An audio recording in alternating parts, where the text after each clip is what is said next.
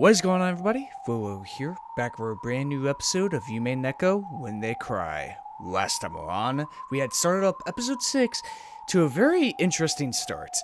A wedding at the court of witches between Erica and Beato, who seemed like he was defeated by all accounts, and Erica pretty much doing the wedding as a way to pretty much own him and such. I feel like that's a flash forward, possibly to the end of the chapter, maybe, perhaps, who knows, it could mean anything.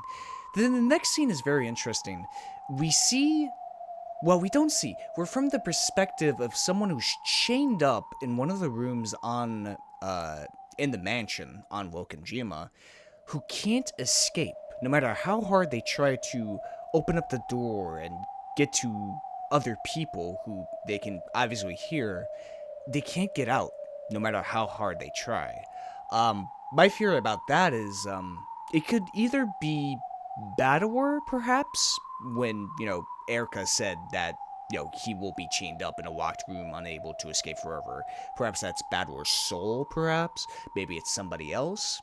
I don't know what to make of that scene.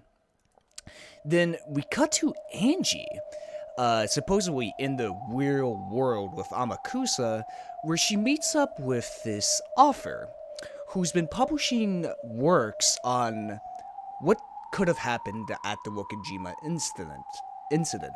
She's called a forger, in which she wrote the stories of the banquet in the Alliance, and the end of the Golden Witch stories.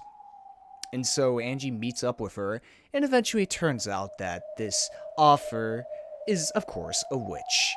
A sort of creator that we once heard of, perhaps, since she is able to create stories, known as Featherine Augustus Aura, which is very interesting to note. And she lets Angie become her reader. She wants Angie to read her the story of the story we're reading now. So we just added yet another where to this goddamn story, this very high concept story of Umineko. Then we cut to Beato, as he's now the game master, setting up his game board for Erica to fight against. But he wants to bring Beato back. He wants so desperately to bring her back, and so he sort of, in a way, brings her back, but of course, it isn't the same Beato he met before. It's merely his recreation of her. Not a perfect copy, just a recreation. This new Beato piece acts as a baby, quite literally a baby chick.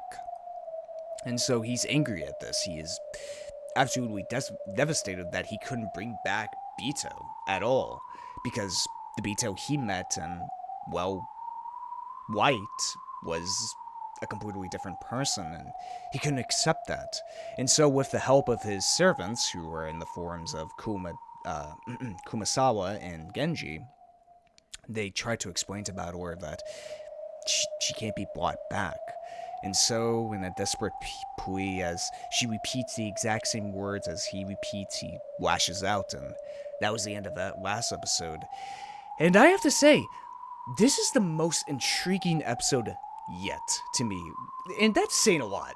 that's actually saying quite a bit. Like, that is a big sell, because every other episode has been intriguing as all hell, but this one specifically seems so much different than the other 5 episodes, And I'm so interested in what this is. Some comments I would like to reiterate here is, first of all, someone told me that episode 6 has the most amount of clues to who the culprit is, so obviously I'll keep an eye out for that. And there's also the meaning of Featherine's name, Augustus Aura. Ow, ow. AKA, she's similar to Hanyu. And another thing I made a connection to in my brain is that Featherine has horns. The only other character in the When They Cry series that we've met who has horns, Hanyu as well. So what exactly does that mean? What is Featherine's connection to Hanyu, There's also a fact in another comment that Hanyu's name in Japanese means feather entrance, and since Hanyu's connected to the eight to the number eight, because the eighth descendant of the Furude family will be able to talk to the soul of Oshiwo-sama. Oshiwo, the first part of it meaning eight, Augustus, August, the eighth month, a lot of eight, a lot of eight, which could also be connected to infinity as well. So it's very interesting. I don't know what to think about that, of like, what is Feathering's connection to Hanyu, both in design and kind of in name as well. Maybe she's a byproduct of Hanyu? Maybe like a daughter or something? Or maybe she's before Hanyu? Maybe she's Hanyu's mother? I really can't say at this point, but it's a very interesting fact to point out. And another thing someone suggested was to check out the characters for episode 5 specifically. Let's go to the witch's side. We need to kill Beato here. Okay, here it is. The Beatrice on the highest point in the one who created this world entrusted everything to Beato during the 4th game and gave up the position of Game Master. She has lost not only the will to fight, but even the will to express herself, is now little more than a doll. In the world of the game board, those who do not fight have no meaning. Her existence is gradually losing its value and will probably break down and disappear before too long. Okay, so just adding on that this is, I guess you could say, the original Beatrice, and that she truly didn't trust everything to Beato here. Okay. Also read Erika's description on the magic sign, since it should be different. Is it any different? Because she is free, she can... oh, here we go. Berncastle's double and servant, also a piece who has manifested in the human world. Because she is human, she cannot use magic and the like. However, because she is in contact with Berncastle in a higher world and can appeal to her to use higher world miracles and authority on her behalf, it would probably be no exaggeration to call Furuta Erika a human capable of wielding the power of a witch. Though Berncastle, she has been given the detective's authority while on the game board. Therefore, even though she is an outsider to the usual Mirror family, she possesses the right to demand full attention from everyone when speaking, the right to advance proceedings, and the right to investigate the crime scene before the police arrive, as well as many other special abilities. Quite literally, the detective self-insert. She gets pleasure from the process of solving riddles, but her greatest joy comes from using that victory to sneer at others. And also, oh, this is interesting. So, in the comment, someone said, like, to suggest to read Beato and Erika's description. They also said change downor. This is what that means. What the hell is this? Oh. Oh. She has glasses on. Okay. Is there any...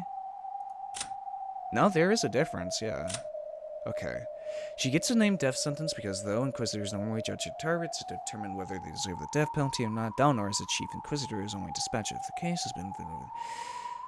Her father was a legendary Inquisitor, but he broke the rules and was executed. She was the one interrogated and executed him. Since that time, she has stopped growing? Yes. Huh. Is there really anything different? No. It's just her sprite. She just gains glasses. I wonder if this is supposed to represent her duality, her work, and her own personal philosophy, as we saw a little bit of that in episode 5, with that talk with Badwar. I think this is what that's supposed to represent, since obviously there's no change in the description. I'm looking through it right now. Unless there is. But it must be very subtle since I can't really see that. But yeah, once again, thank you very much for pointing that out, because I would have never checked back the characters. So always keep it up. Always tell me, like, if I'm missing something very important. Like, Void, you idiot, go check this out. So thank you very much for that. But I think I covered everything. I don't think there's any other comments that I want to comment on. Besides, someone pointing out, like, the many things against my Maria theory, which is fine, totally fine, because it still is a lot to process an 11-year-old girl trying to take out everybody. So, let's continue on, shall we? On Rokkenjima, this day, or rather this round, was the same as any other. The typhoon would be coming very soon. The sky was still overcast, but the clouds were moving quickly.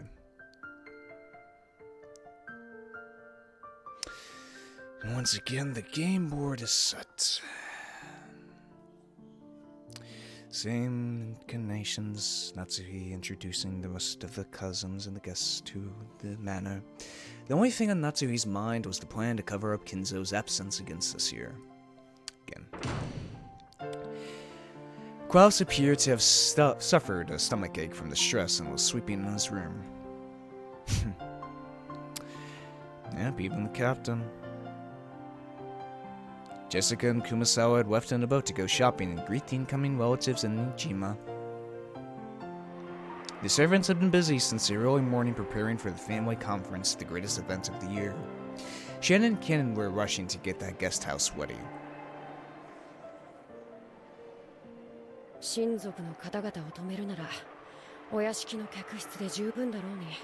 Also, let me check something real quick. Did we ever get a character description on feathering? Oh, Jesus. Well, Angie's side, since she's on a higher plane. Okay. No, I don't think we have. Okay. The majestic witch of feather-goring, drama, and spectating. She has tired of life after 1,000 years, and constantly repeats a cycle of life and death. In the past, she served as the master for numerous games as a legendary witch, but her legend, glory, and memory have already disappeared into the past and been forgotten. Only the solemn medal she wears on her chest retains those memories. Ah, okay, so that's what that represents. The horseshoe-shaped object floating around her head is a memory aid device. Oh. It records her name, appearance, and other aspects of her personality. She is so old that she would not be able to preserve her own individuality without this. Ah, gotcha. But it still looks like horns. But, ooh, that's actually a very interesting, that's an interesting thing. She's obviously older than any other witch we've encountered, then, since she's already begun to forget aspects of herself. She needs this device in order to try to remember who she is. So that's actually very interesting. Feather-goring, drama, and spectating. Interesting. Anything different on Amakusa? No, it doesn't look like it. Angie.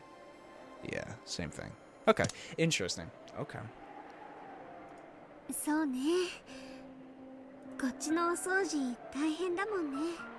What if feathering is, Hanyu?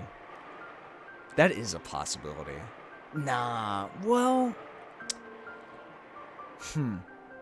Is it possible? It is... It's very much possible, maybe.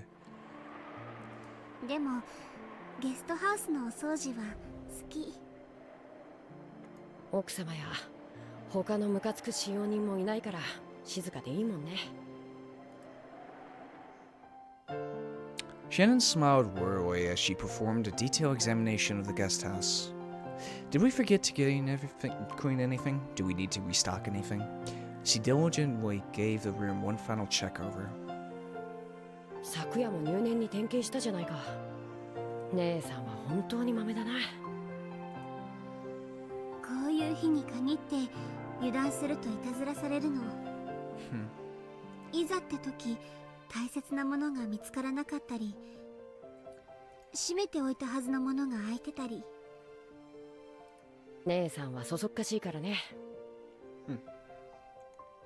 Actually, I just remembered a comment, and I want to reiterate. Someone re-explained to me, since it's obviously been explaining the story before, that because of Rokkenjima's status as kind of a Schrodinger's box, as soon as someone can attain the truth, they can create their own story, which is how Feathering is able to create the stories of episode 3, 4, and 5.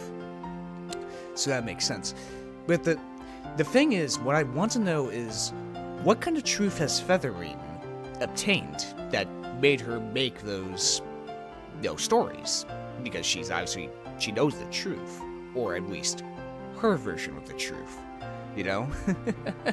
I mean, this game really does play around with perspective, interpretation, different truths, It really does play around with that a lot, which I think is a very super unique thing to use in a story. Very hard to pull off, but still very cool to see.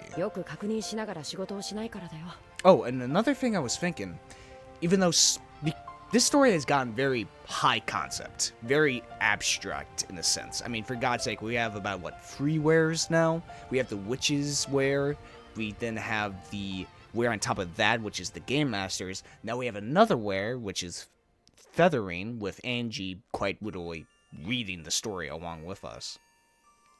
Even though the story has gotten so high concept, it still is able to feel grounded on the game board, Just because we've seen these characters over and over again, we've seen them die in different ways, they still feel human. It still feels grounded. Even though we've gotten so goddamn high, Which is very, very hard to pull off, I've tried to keep things grounded when you've gone so high up, And I appreciate that. I really do appreciate that. I mean, for God's sake, the one scene I remember from last episode was the scene between Klaus and Natsuhi when they reconciled against each other, and Klaus was able to, was willing to, divorce Natsuhi in order to take the fall for everything. Even though we still get scenes like that, even though we've gone so high concept by this point, so meta, It's so interesting how Ryokushio 7 is able to pull that off. だから私と一緒に点検してくれてるんだよね。ありがとう。別に感謝されることじゃないよ。姉さんがしっかりしてくれれば僕まで付き合わなくて済む。I mean, for God's sake, this is a great scene to, point out my what I just said. This is still this scene really doesn't mean anything. It's just Kanon and Shannon cleaning up the guest house. But yet, because of their character interactions, because we know these characters very well by this point, it still feels human. It still feels grounded. 本当は私と一緒にいたいんだよね。甘えん坊さんなんだから。そんなんじゃないってば。姉さんは最近ジョージ様のことで浮かれてるみたいだからね。ミスが多そうで見てられないだけだよ。カノン君、ちょっとおしゃべりしよっか。ダメだよ。仕事中だよ。私とジョージ様のことばかり茶化して、カノン君とジェシカ様はどうなの？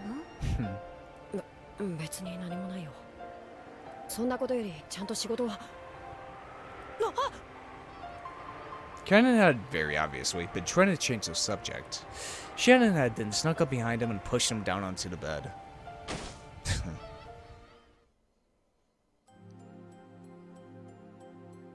お嬢様に一緒に親族の方々をお迎えに行こうって誘われたのに、どうして断ったの？仕事があるし。嘘。仕事なんか何もないくせに。Liar. Shannon and Kanon had switched roles. Normally Kanon was the one in control, but when it came to romance, it was the opposite. As Shannon had said, Jessica and Kin were supposed to have been the ones to go and greet the relatives at the harbor in Rokkenjima. However, Kanon had suddenly claimed that he had work to do, so Kumasawa had gone instead. Kanon didn't have any work to do.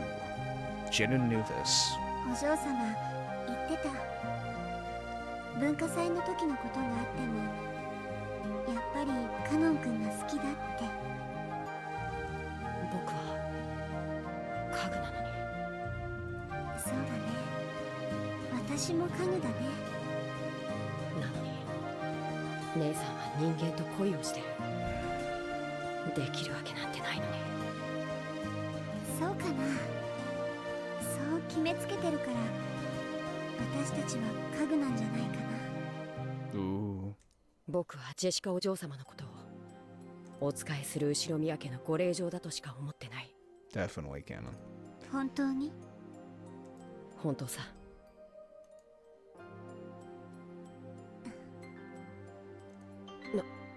何？私ね、ひょっとすると今夜ジョージ様に求婚されるかもしれない。 Shannon wore an incredibly peaceful smile on her face, but Kanon could tell that there was no way she'd let him change the subject. Kanon realized that she must have made him help out here in the guest house in order to talk to him about this, and he clicked his tongue softly. 家具のくせに人間と結婚なんかできるつもりなの？できると思う。無理だね。どうして？ジョージ様の描く未来の夢を姉さんは叶えられない。それは。僕たちは人間じゃない。それに劣る家具。ジョージ様は姉さんを人間だと思い込んでるだけ。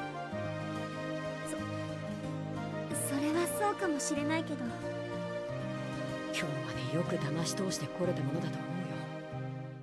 そうやっていつまでジョージ様を騙し通せるつもりなの？ Damn it. 自分が家具であることを未だに話せない姉さんが。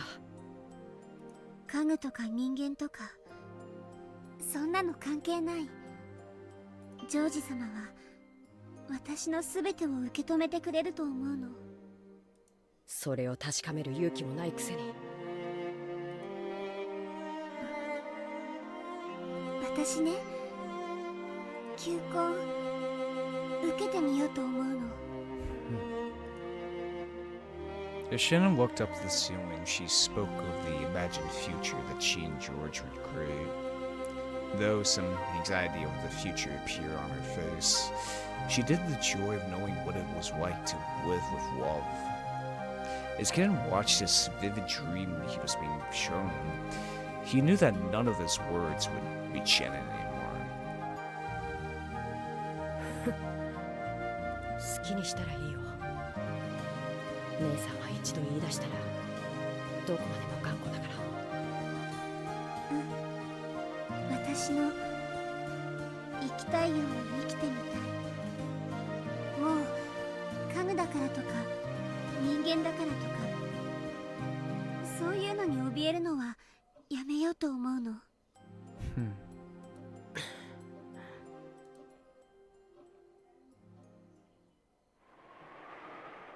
Kanon walked over to the window, silently. He saw the rose garden filled with boring, gray flowers in bloom. He realized that Shannon was acting above her place, and he knew that her tale had no chance of a happy ending. However, he also knew that no words of his could change her mind now that she had made her decision. なら僕が言えることなんて何もないよ。やめろと言っても姉さんは聞かない。Kanon trying to be the realist, yet Shannon can only see with love. And Kanon cannot see with love. Maybe he's right. He could be right. Hell, maybe he probably is right. Yet, is that a... Do you just give up on everything just because you're a realist, you know? Does it... Maybe it'll work out, maybe it won't. But, like, you don't know. Sure, you can have percentiles, you can make assumptions, you can make a billion fucking guesses. But you won't know until you do it, until you take the plunge, until you make the decision to do what you want to do. You know? And that's what Kanon's afraid of. The reason why he wants to remain furniture is because it's safety. Because it's... He wants to desperately love Jessica. We know this. Yet he wants to stay as furniture because, well, it's comfortable to him. It's what he's used to, honestly. And he doesn't want to become something greater because he feels like maybe, perhaps he just doesn't deserve it. He doesn't deserve to be human. You know, he just sees himself as nothing more than furniture. Maybe that's why he doesn't take the plunge, yet Shannon does. 好きにすればと言えば好きにする。なんで僕にそんな話をするのさ。僕の答えなんて姉さんは何も求めてないじゃないか。私が知りたいのはカノン君のお嬢様への気持ちなの。僕は姉さんたちとは何の関係もないよ。カノン君は本当にお嬢様のことは何とも思っていないの。思ってないって何度も言ってるよ。嘘。どうして嘘だってわかるの？わかるもん。姉さんだもん。わからないよ。僕の気持ちなんて。わかるよ。カノン君のことなら私は何でもわかる。本当にわかってるならどうして聞くんだよ。姉さんはジョージ様のことでもう胸も頭もいっぱいじゃないか。そして僕もそんな一途な姉さんが大好きなんだ。だから僕なりに応援してるんじゃないか。そうでなかったら僕だ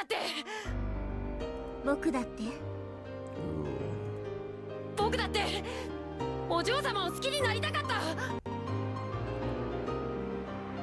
Kanon finally returned to face her, honestly and openly telling her how he really felt.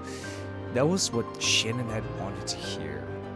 And after hearing that, she pressed Kanon even further to reveal his true feelings. そんな言い方じゃダメ。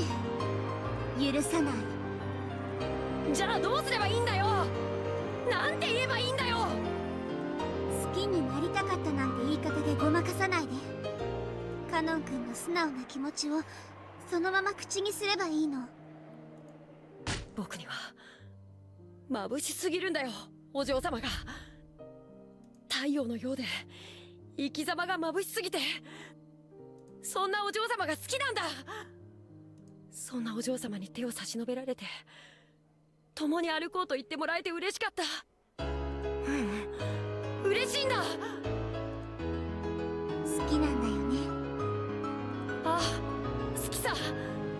お嬢様が大好きだ。Finally, Kanon confessed his feelings in their entirety. In fact, by saying them aloud, he had finally understood how he truly felt. As passionate tears welled up in his eyes, Kanon finally accepted it. He couldn't stop the tears from dripping down his face. お嬢様も僕もこの島に閉じ込められて何の希望もなく生きてるのは全く同じだった。なのにお嬢様は自らの道を自ら照らし、自らの足で運命を切り開くんだ。それが眩しくて羨ましくて、お嬢様と一緒にならこんなみすぼらしい自分じゃない別な本当の自分を見つけられそうな気がして。お嬢様の告白を拒絶して悲しかった。悲しかった。自分につく嘘がこんなにも辛くて悔しくて悲しいなんて知らなかった。そして僕のそんな嘘がお嬢様を傷つけたのがたまらなく許せなかった。そんな自分にもう二度と恋をする資格なんてないと思ってた。あるよ。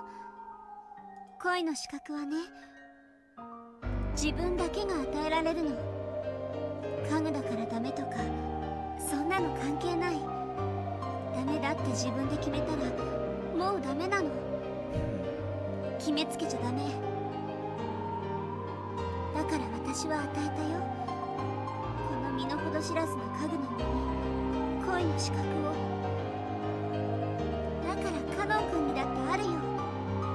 Maybe that's why Shannon used the visage of Beatrice at the beginning of episode 2. So she can find the courage to love George. 恋をする資格が。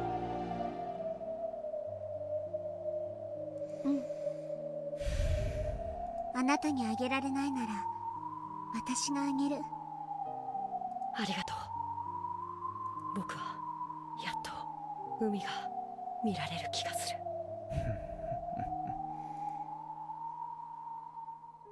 きっとジョージ様は今夜私に求婚すると思う。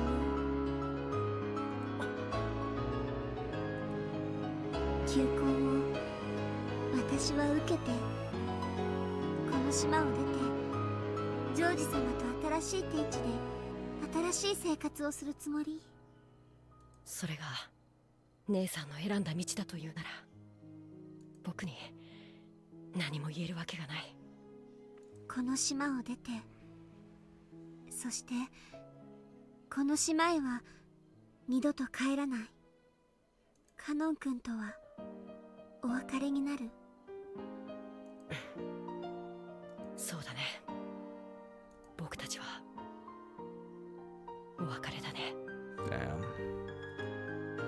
もしカノン君が心の底からお嬢様を愛していて私はあなたと決着をつけなきゃならない。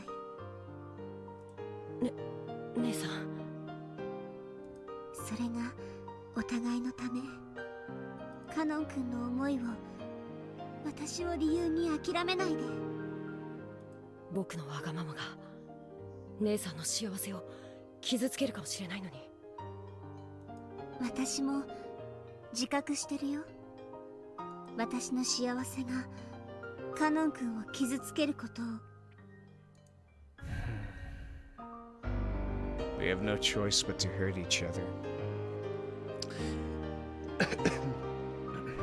As she said this, Shannon turned her back to Kanon. As Kanon watched Shannon from behind, he was struck by her strength and the love she still felt for him despite everything. 姉さん、僕は姉さんと一緒で。私もだよ。君がいてくれたから今日まで頑張れた。だからジョージさんとも出会えた。僕も姉さんが教えてくれたからお嬢様の眩しさに気がつけた。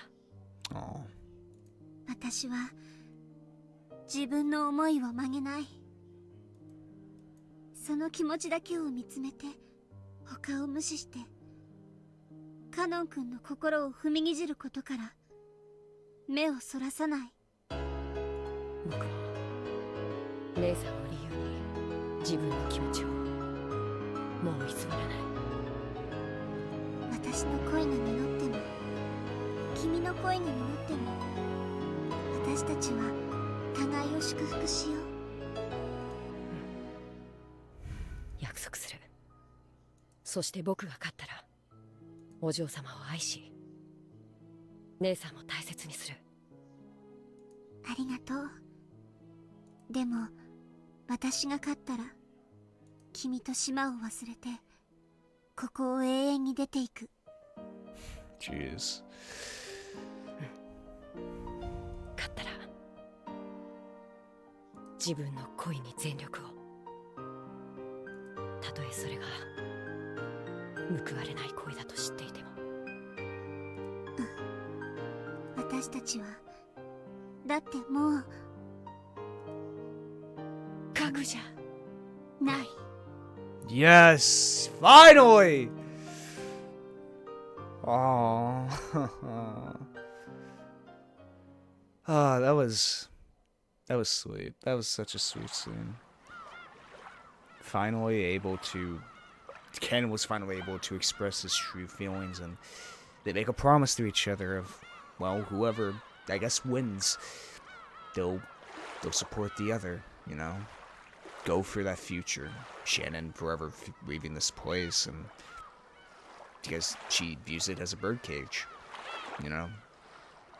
Well, Kanon can try and love Jessica. God, that was such a sweet scene, such a human scene, honestly. The boat carrying the relatives docked at the harbor. They left the boat one by one, making fun of Bador. Goda wasn't the only one to greet them. Ken was there too. 皆様、ご無沙汰をしております。ロッケン島へようこそいらっしゃいました。長旅、お疲れ様でした。ロッケン島へようこそ。そうそう、お上手ですよ。Goda complimented Kanon in a whisper. Ken ignored this, looking just a little sour, and continued to greet the incoming relatives. バトラ君はゴーダさんもカノン君も初めてだよね。Yeah, definitely, first time. マリアもバトラ初めて。ゴーダさんは凄腕のシェフでいらっしゃるんだぜ。First time meeting Bador, Maria says, huh? That's only held my theory. この島に来る唯一の楽しみさ。光栄でございます。That is right. I just remembered something very important that I should have said at the end of beginning of this episode. Unfortunately, the VA for Natsuki has passed away in between episodes here, which sucks a lot. She was the voice actress for many characters. The most famous, obviously, being say were Mercury or Mars, if I remember correctly. I haven't watched Sailor Moon, unfortunately.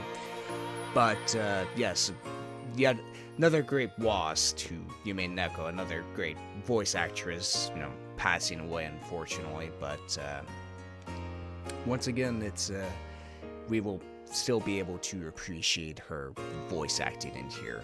So I just want to mention that and give my respects to her. Let us keep going.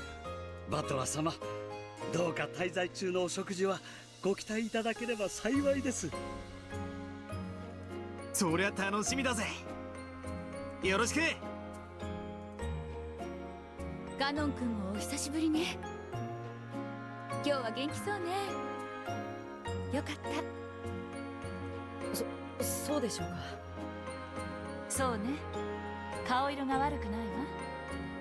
血色がいいというか、目つきが凛々しくなったというか。成長期なんだろ。そうして少年は大人になってくんだね。普段のあんたは今にも貧血で倒れちゃいそうな顔ばっかしてるのに、今日は少し違うわ。正気があるんや。男子は3日あれや成長するもんなんやで。カノン君も少しずつたくましくなってるっちゅうことやな。からかわれてないわよ。みんな褒めてるのよ。Kanon had sworn to start changing the way he lived bit by bit. However, he had only meant to change within himself, and I didn't expect that it would show on the outside. He was a bit shocked to hear that his expression had changed so much, that people had apparently noticed as soon as he opened his mouth. No. Maybe the real surprise was that his normal expression must have looked so incredibly sullen in comparison, yeah? Goda led the way up to the guest house. Kanon brought up the weir, helping to carry some of Kumasawa's shopping. 僕、今日はそんなにも顔色がいいでしょうか。私にもそう見えますよ。何かいいことはありました？Even Kumasawa was saying that. Kanon, unable to see what his own face looked like, hung his head in embarrassment. Aw. Yeah, this is definitely a Battle Wade game board. We still have to keep that in mind. When they reached the rose garden, they could see the others streaming into the guest house. Then he saw Jessica running towards him from there. Was even more worried Jessica going to see them in a good mood today. Kanon hung his head even deeper. And so, almost as though he couldn't control himself, Kanon spoke first. 僕はそんなにも違うんですか？あほら、カノン君ってさ、積極的に挨拶とかする性分じゃないでしょ。だからみんな珍しいと思ったんじゃないかな。先ほどはお嬢様にご同行できなくて申し訳ありませんでした。いいよいいよ。こっちこそ新島まで迎えに行くから付き合ってなんてくだらないことに誘ってごめん。カノン君だって今日の仕事いっぱいあるだろうし。仕事は特にありませんでした。お嬢様が眩しすぎて一緒にいることに耐えられないほど僕が弱かったからです。 Jessica faltered, uncertain what Kanon was talking about. However, she realized that this was something too important to be laughed off. 何かあったの？カノン君。シャノンが結婚するって。そっか。やっぱりジョージ兄さん、今回でプロポーズするんだね。Jessica thought Kanon was sad because Shannon would be leaving, that this new mental state had caused a change in his behavior. And Kanon realized that Jessica was probably thinking this, so he spoke to her clearly and honestly, because he wanted her to know. 僕は自分も辞めると決めていました。知ってるよ。じゃあカノン君も辞めちゃうの？今はわからなくなりました。辞めたらお嬢様という太陽が照らしてくれた何かをまた見失ってしまいそうだから。 Jessica could only stare blankly, unable to understand what he was saying. However, she did realize that he was trying to tell her something important. And so, she was able to accept that his next words were neither a lie nor a joke. 僕はジェシカお嬢様のことが好きです。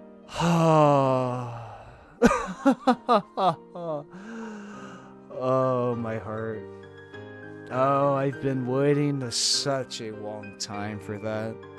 Shit, I think I've been waiting like a year for that. 私もだよ。あなたの太陽のごとき生き方を僕も一緒に歩んでみたい。あなたとなら家具と蔑んだ自分から決別できるかもしれない気がする。カノン君は家具じゃない。そして使用人になるために生まれてきたのでもない。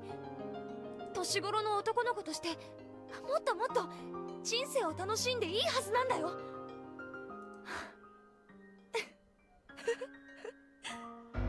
私も眩しいや。カノン君が眩しくて目が見られない。これが偽らざる僕の気持ちです。それを今までごまかしてきてすみませんでした。僕の臆病さがお嬢様を傷つけたあの日をお詫び。いいよ。その言葉だけで私は嬉しい。だから僕はお嬢様といつまでも一緒にいるために家具をやめようと思います。僕にそのための時間をください。最後にその弱さを許してください。弱さなんてとんでもない。カノン君は見せてくれたよ。今までの自分と決別したいっていうとびきりの勇気を。だから私は応援したいし、せかさずいつまでも待つよ。私が太陽になって君の道を照らせるなら、私だって君という人がいてくれたから誰よりも眩しく輝いて君の瞳に私だけを映したいと思った。君がいなかったら私だって太陽になんてなれなかった。だから待つよ。ずっと。ありがとう、お嬢様。お嬢様はもう嫌だな。名前で呼んでもいいんですか？あ、二人っきりの時だけね。じゃないとカノン君に迷惑をかけるかもしれないし。そうですね。姉さんたちもそうしてるらしいし。シャノンが婚約するって話にならなかったら、こういうことは言ってくれなかった？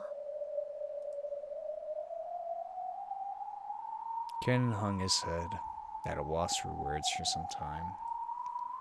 But it was true. If Shannon hadn't told him about the engagement, he probably wouldn't have been having this conversation at this moment. だからこそ真剣に考えることができました。そんなこと言っちゃって。シャノンの話を聞いてて恋がしてみたくなっちゃった？はい。素直だな。まあ私もシャノンたちを見てて羨ましいなと思って。 In truth, it wasn't quite like that for either of them. They'd been shown the courage needed to speak up and tell the one you love how you feel. That's what pushed both Ken and Jessica forward. 僕は何とお呼びすれば？ジェシカがいいな。呼びつけは照れます。じゃあさん付けでもいいから最初は言ってみて。ほらほら。ジェシカさん。はあ。今はそれでいい。だから私もカノン君のことを名前で呼びたい。カノンじゃなくて本当の名前があるんでしょ？ Of course, at the goddamn little outdoor plateau. きっとカノンの「カ」が含まれた名前だと思うな。 Just like George and Shannon. なんだろう。ヨシアと Yoshi. Yoshiya. どういう字？ Jessica tried tracing out various characters on the palm of her hand. Then Kanon used his own finger to write out his name on her hand. これでヨシアと読みます。 I think really this is a scene by scene recreation. Because I kind of remember this as well, as Shannon wrote her, characters on George's hand. ヨシア君か。いい名前だね。私の変な名前と違って素敵だと思うよ。そんなことありません。お嬢様のジェシカって名前だって。あ、それもう一回言って。お嬢様のジェシカって。もう一回。お嬢様のジェシカって名前だって。何か。なんでもないよ。 God damn it. I was just realizing something. The reason why I don't read many romance or predominantly romance things isn't probably because, I would be bored by it because there's no action in it. I think it's because it would hurt me too much. God damn it. Oh, I have a sensitive fucking heart, man. ありがとう。ヨシア。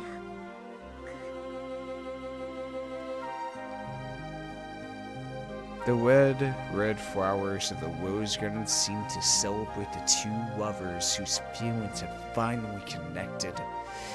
The scene was watched by one not human, who gazed out quietly from beneath the rose garden arbor. Bator.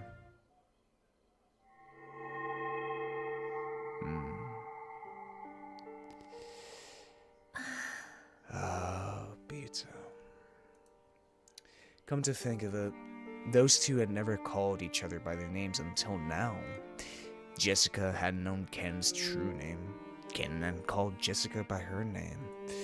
When people call each other by name, they acknowledge the worth of the other soul. That's why names are sacred. When you've been given permission to say someone's name, it means they've acknowledged your soul. だからお父様は名前を呼んでほしいと。No, it's probably wrong. When Father sees me, it reminds him of that other me, the past me. And I'm sure that mean called Father by name. However, that probably doesn't mean Father would be happy to hear me call him by his name. After all, I am me, and that the Beatrice Father knows well. What can I do to help Father? How can I be useful to him? After all, that's the only reason I was born. Hanging her head, Beatrice sat all alone in the Goldenlands Arbor next to the Rose Garden. And she was watched by the witch of theater going and her Miko as they sat across from each other.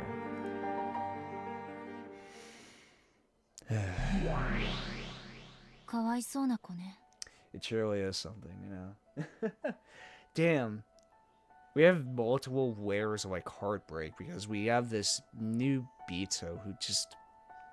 It's not her fault. She has been born. She doesn't know what is happening. She is a baby chick. She wants to please Battler. I mean, that's why she was born, but she can't give Battler the Beatrice he desires, you know? Isn't that crazy? Of how it's both emotional on the grounded side, the human side, the game board. It's emotional there, but it's also emotional within these high concept worlds as well. You know, heartbreak. While two lovers are able to finally acknowledge each other's feelings, Battler is unable to have his feelings be reaccumulated by Beatrice since she's not here anymore. As two lovers get together, another pair is unable to. そなたがベアトに同情するとは思わなかった。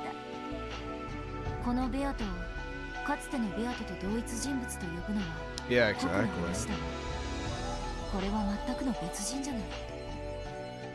It may be that, but the rules is Beato is the Beato.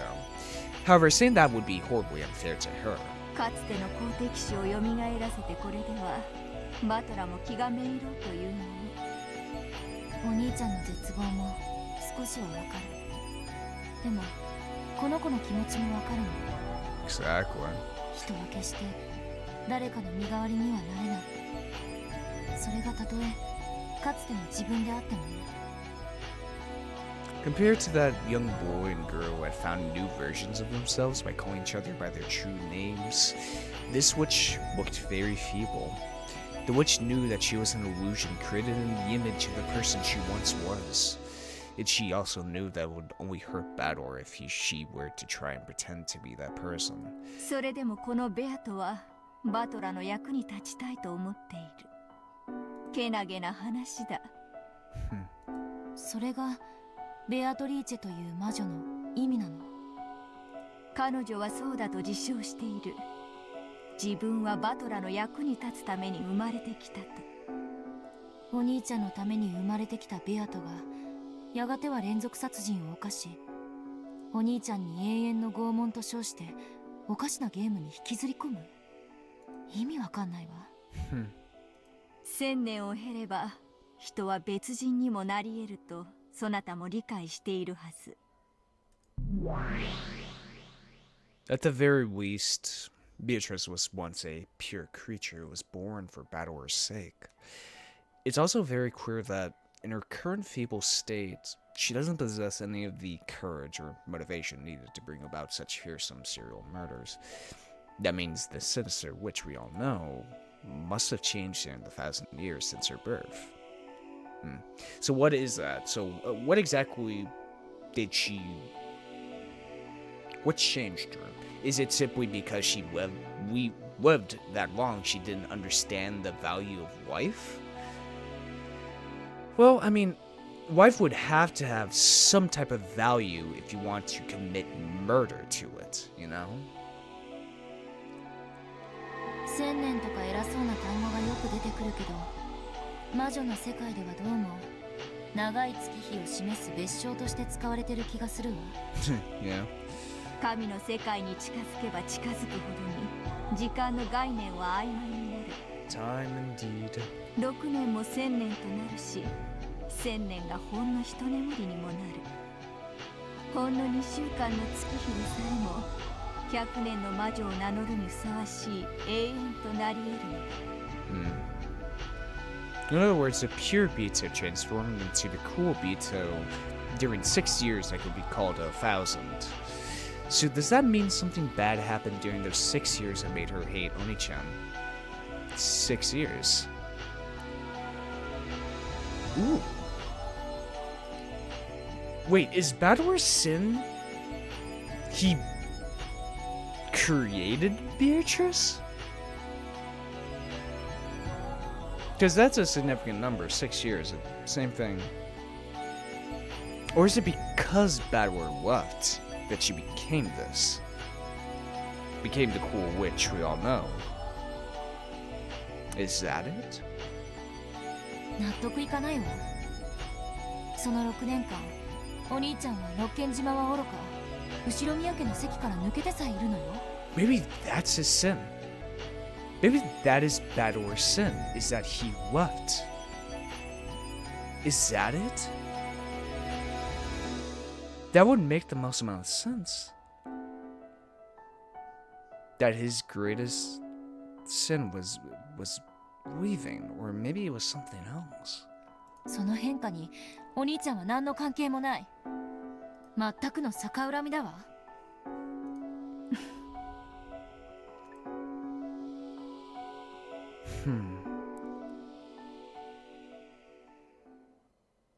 Interesting. Meanwhile, with Badwar. おや、こちらにおいででしたか。お紅茶でもお入れしましょうか。熊沢さん、知りたいことがあります。はいはい、何でしょうか。私はベアトリーチェという名前なんですよね。そうですとも。お嬢様はベアトリーチェ様でございますとも。でもお父様が口にするベアトリーチェという人物は私のことではありません。それは。お父様は私にその人であってほしかったように思います。だから私がその人にどれほど似ていても別失望されたのではないでしょうか。そんなことはございませんよ。お嬢様はお嬢様、ベアトリーチェ様ご自身ですと。新しくお生まれ変わりになるとき、以前の記憶を失ってしまっただけでございますよ。たとえ記憶をなくされようとも、お嬢様はベアトリーチェ様、親方様の愛されるお方と同一人物でございますとの。その記憶というのはどうやれば取り戻すことができますか。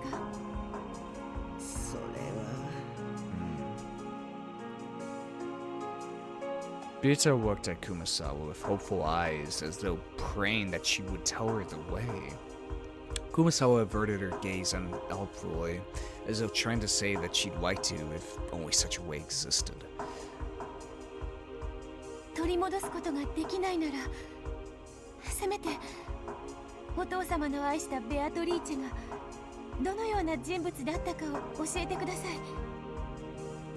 それならお話はできますけれど。 It's a bit complex. 私はお父様のために生まれてきました。だからお父様の望む黄金の魔女ベアトリーチェになりたいんです。ベアトリーチェ様、私に魔法は使えません。でもお父様の望む魔女が使えるならそれを学びましょう。私はお父様の望む魔女になります。それがお父様に産んでもらったことへの私が示せる唯一のご恩返しです。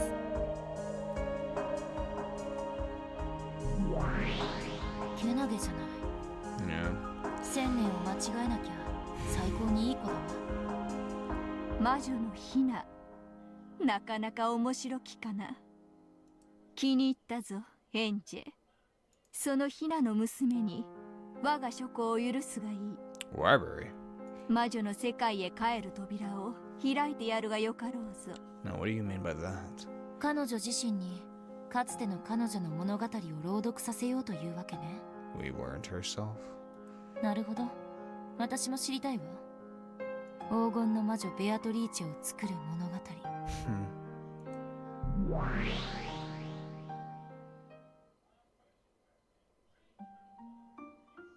いいでしょう。Ooh. あなたが望むならば扉を再び開きましょう。 Interesting. 熊沢さん。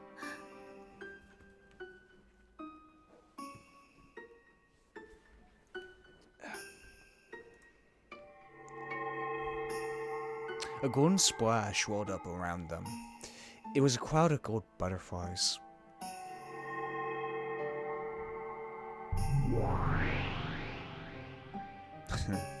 Virgilia. With a flash of gold, the form of the old lady transformed into that of a witch in a dress. あなたの進むべき道はあなたが決めなさい。I wonder if the servants, like Genji and Kumasawa, are merely in that form because Battlewar sees it. You know, Genji's obviously will know of Kumasawa, Virgilia. それはおそらくバラの道。美しく咲き誇ったバラがあなたを祝福するかもしれないし、その棘であなたを苛むかもしれない。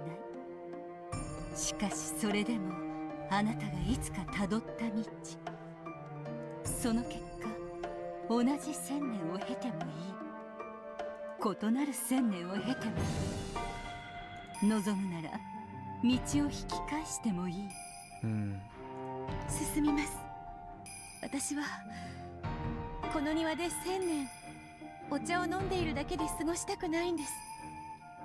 お父様のためにこのベアトリーチェは生まれてきました。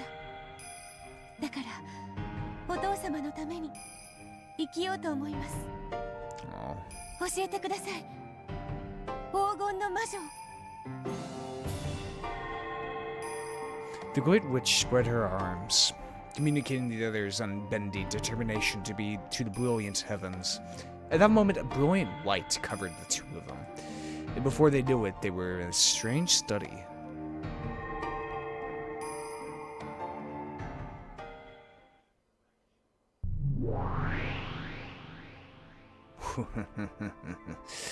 Thus, we go up a layer higher.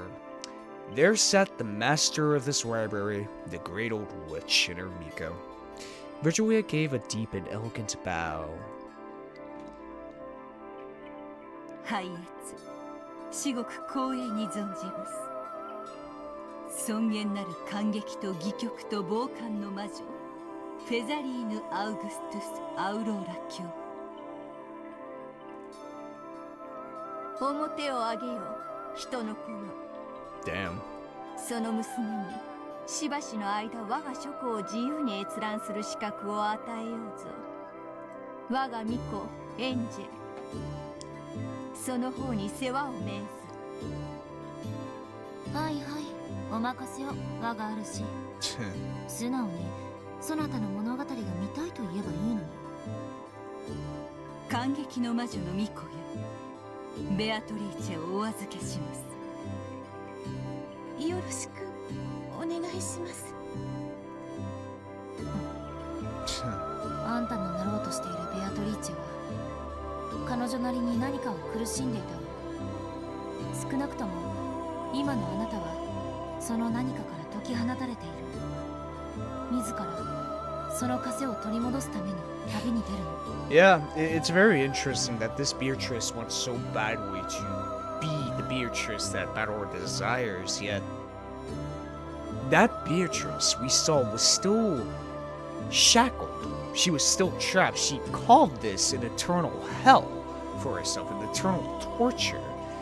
So, I mean, does this Beatrice really want to go through with it? Go through that pain again? Go through that suffering? Go through that eternal torture once more in order to please Battler? はい。私は黄金の魔女になりたいんです。それが私の生まれてきた理由です。彼女の煉獄を巡る旅が快適であるよ。Ooh, Publius Vigilia Morrow. そして保護が与えられるよ。無限と有限の魔女プブリウス・ワルギリア・マロの名において要請します。For Purgatory.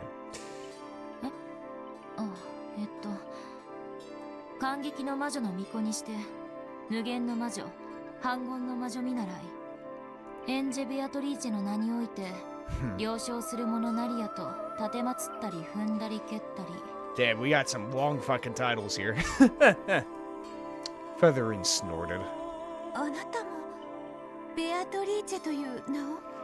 Don't worry about it. ええ。I mean... あなたのことはよく知ってるわ。教えてください。 Look, Beatrice, there's a lot of people named Beatrice, alright? 私がどんな私だったのか。 And let's not even get started on Ava Beatrice, which she's around here somewhere. I don't know. ええ。だから教えて。あなたがどうしてあなたになったのか。 Yeah, what exactly did make Beatrice into Beatrice? この書庫にはこれまでのそなたのゲームの物語のかけらがすべて書物として収められている。 Books, huh? それを読むことでそなたはこれまで何があったかのすべてを知ることができるだろう。 Oh hey, it's my previous episodes. それを読めば私は黄金の魔女になれますか？ Beatrice then proceeded to watch every one of my videos. 黄金の魔女を継承するには黄金の碑文を解かねばならぬ。そしてその試練はたとえベアトリーチェ本人だとしても免れることは許される。頑張ります。ですから私に書庫の本を読ませてください。本当にけなげだわ。わざわざあんなのになんで戻りたがるんだか。その私がどんな自分だかは知りません。でもその自分がお父様のお役に立てるなら私はそれになりたいです。 Angie sighed. Wasn't we signed with? No words could stop this girl's feelings of respect. Angie was the Miko of the Witch of Theatergoring. She could do nothing but watch over the stage. That's right. They weren't actually interfering with the play. This was just a bit of directing to shine the spotlight onto the tale of Beato's past. Even this was nothing more than the Witch of Theatergoring watching a play. Yeah, it's simply how we look into what happened to Beatrice in those 1,000 years that made her into it. 読めばそなたはかつてのベアトリーチェがどのような人物だったかを知るだろう。 You can definitely see why, how we can get clues for the culprit, since we're going to look into the past of Beatrice and perhaps we'll gain some understanding what who she is. しかしそこから何を得られるかはそなたが決めるがよい。書庫にとどまるも自由、立ち去るも自由、再び戻ることさえも自由だ。その対価として私はそなたを感激する。感激とは？要するに好きにしていいって意味よ。ありがとうございます。青草さん、フェザリーヌって呼ぶと喜ぶわよ。ありがとうございます。フェザリーヌ様。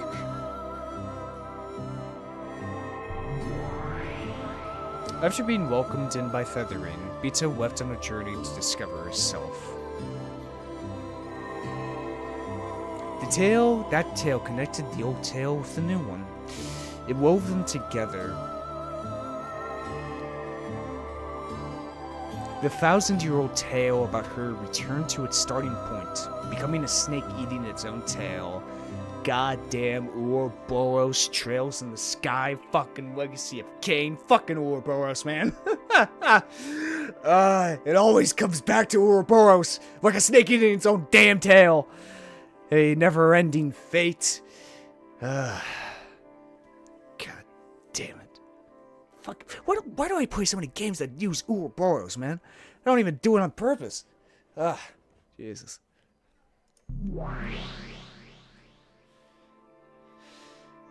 The wing of that snake began slowly, bit by bit, to turn into the shape of a small island floating on the sea.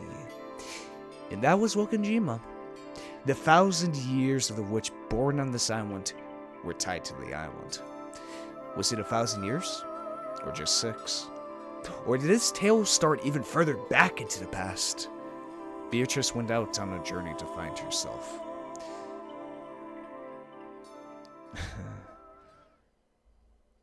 Ouroboros.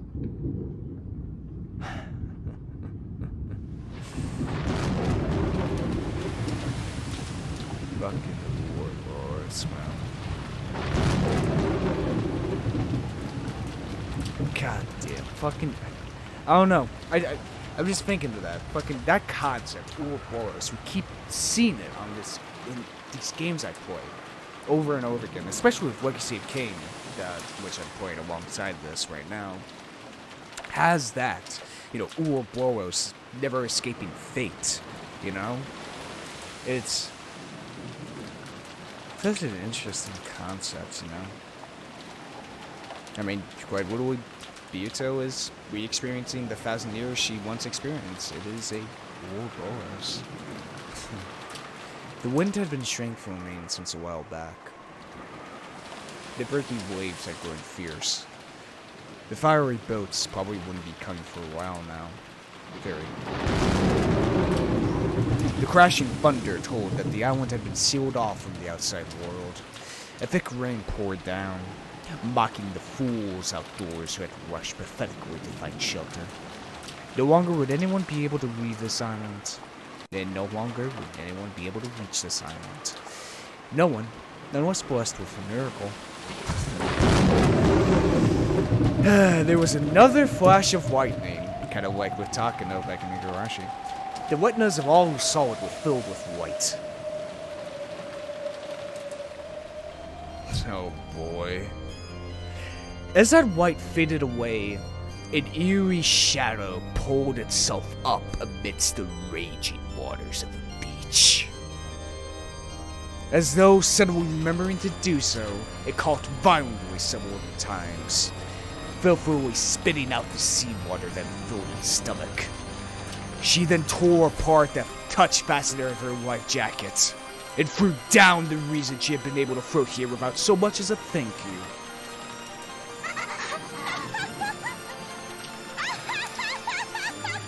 And thus, the opponent is on the board.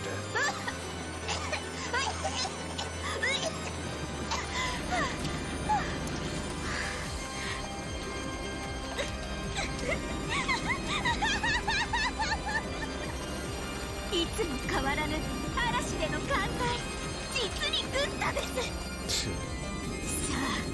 あ楽しませてもらいますよバトラさん。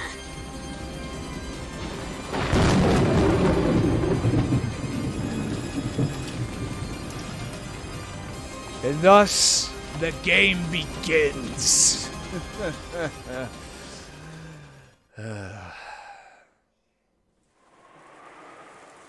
The annoying guest. That's a good chapter title. News of the Drifter, Furudo Erica, quickly spread out across Rokkenjima. Let's go ahead and check that real quick. See if there's anything different about good old-fashioned Erica. Oh, here we go. Fell from the push boat, Turtle Maid. Yeah. Shouldn't. Yeah. Same thing. Erica had been welcomed in politely, and was decided that she would be treated as a guest until the typhoon passed. In the dining hall, Goda's wonderful dinner had ended, and everyone was relaxing, enjoying some after-dinner coffee and cheese. Ooh, cheese. Apparently, Beato was a bit relieved that Erica had come and turned into a good scapegoat. It drove away some of the attention he'd been getting piled on him before finally coming back after 6 years. In fact, she turned out to be very talkative. When the conversation turned to a sophisticated discussion of the mystery genre, even the adults were drawn in. She was apparently so well-versed that even Nanjo, who had a vast knowledge of the subject, was impressed. 確かにな。嵐の孤島に洋館に不気味な一族。そこに雨宿りの探偵とくりゃ、もうお膳立てが揃ったも同然だぜ。Yeah, it seems almost a little too perfect, huh? ご安心を。どんな難事件であっても解決してお見せしますので。Yeah, that's the thing I'm afraid of about you, Erica. それが探偵の務めです。頼もしいじゃないか。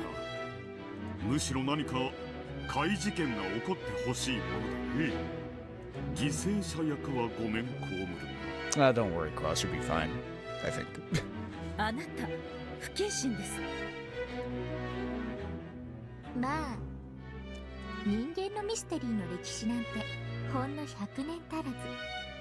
そのトリックもアイデアもほんの数種の焼き直しですでに描くべきことなどありません。いかなる不可能犯罪、密室殺人が起ころうとも、すでに類型化されているどれかのトリックを形を変えただけに過ぎないのですから。Yeah, huh? まあ、それでもミステリーが読み物として現代でも通用するのは古典のろくすっぽ読まない付け焼き場の自称マニアが。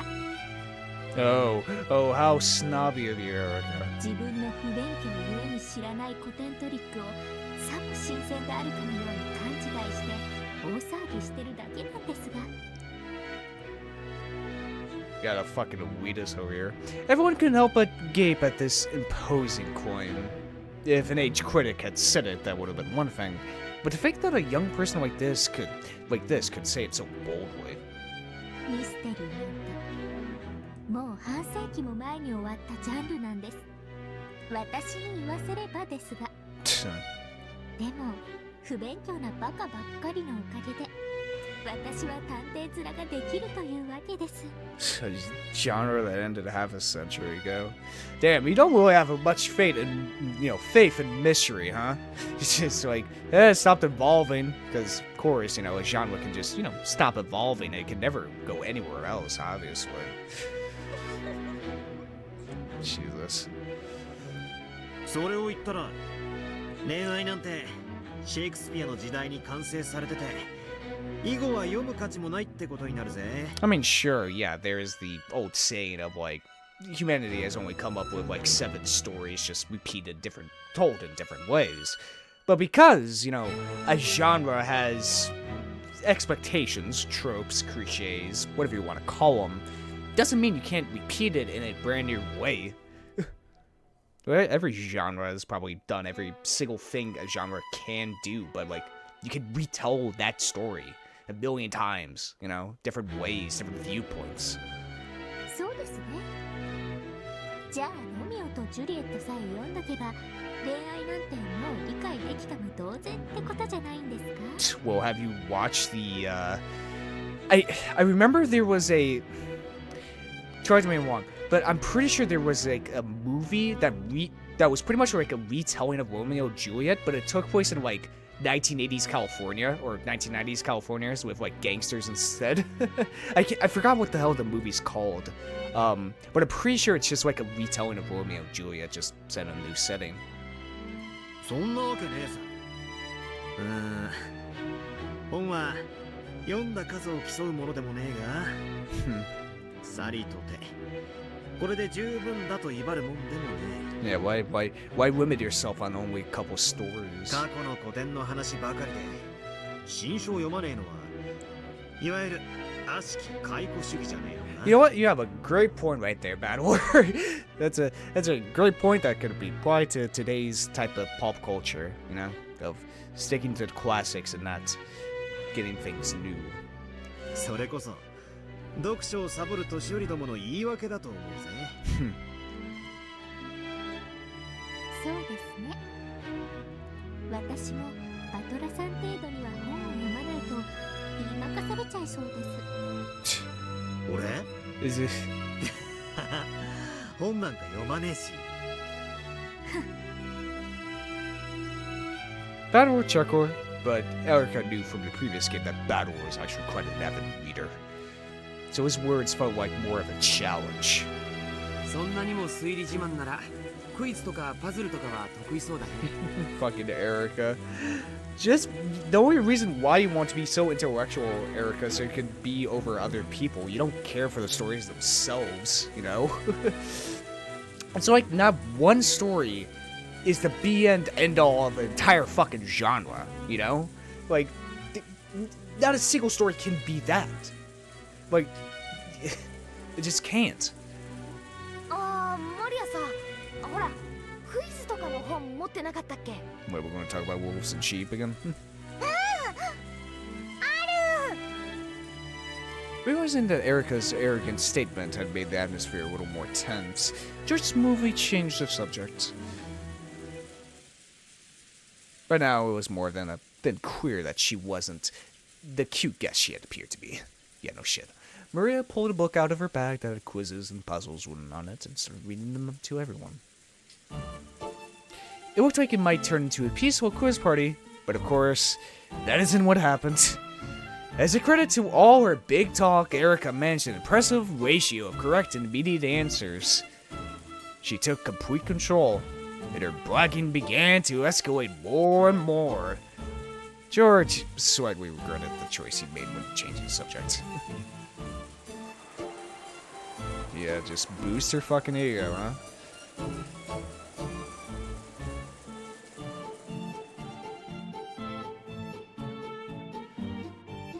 106回です。トーナメント表を書くまでもありません。 The question, how many matches would you need for a tournament with 107 teams, was answered instantly by Erica. これは問題というより知識です。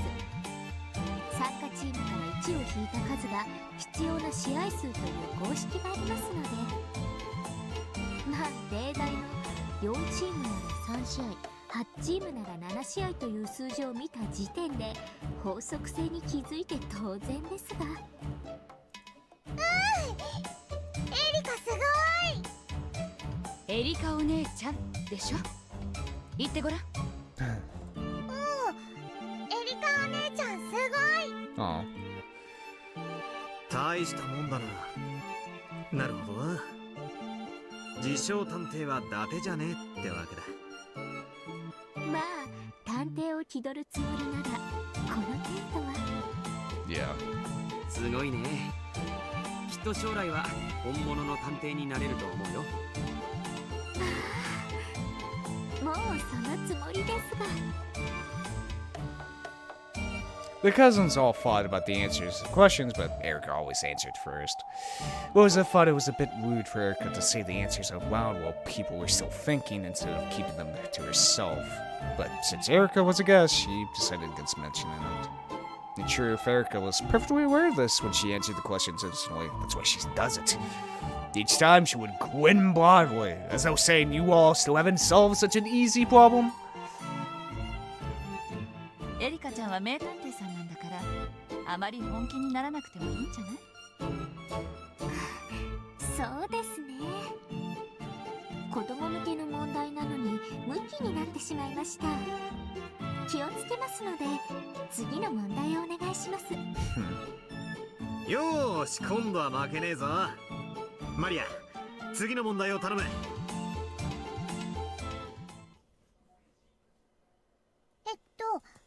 大きなチーズが1個あります。 Shit, is this the mouse part? Alright, big, okay, we got cheese, alright. Alright, is this where we finally get, where I finally get the answer as to why everyone refers to Erica as a fucking mouse? それをナイフで1回切り分けると2つになります。では8個に切り分けるには最低何回切ればいいでしょう。 Wait, I shouldn't say mouse. Rat is better. あ、僕はこれ知ってるよ。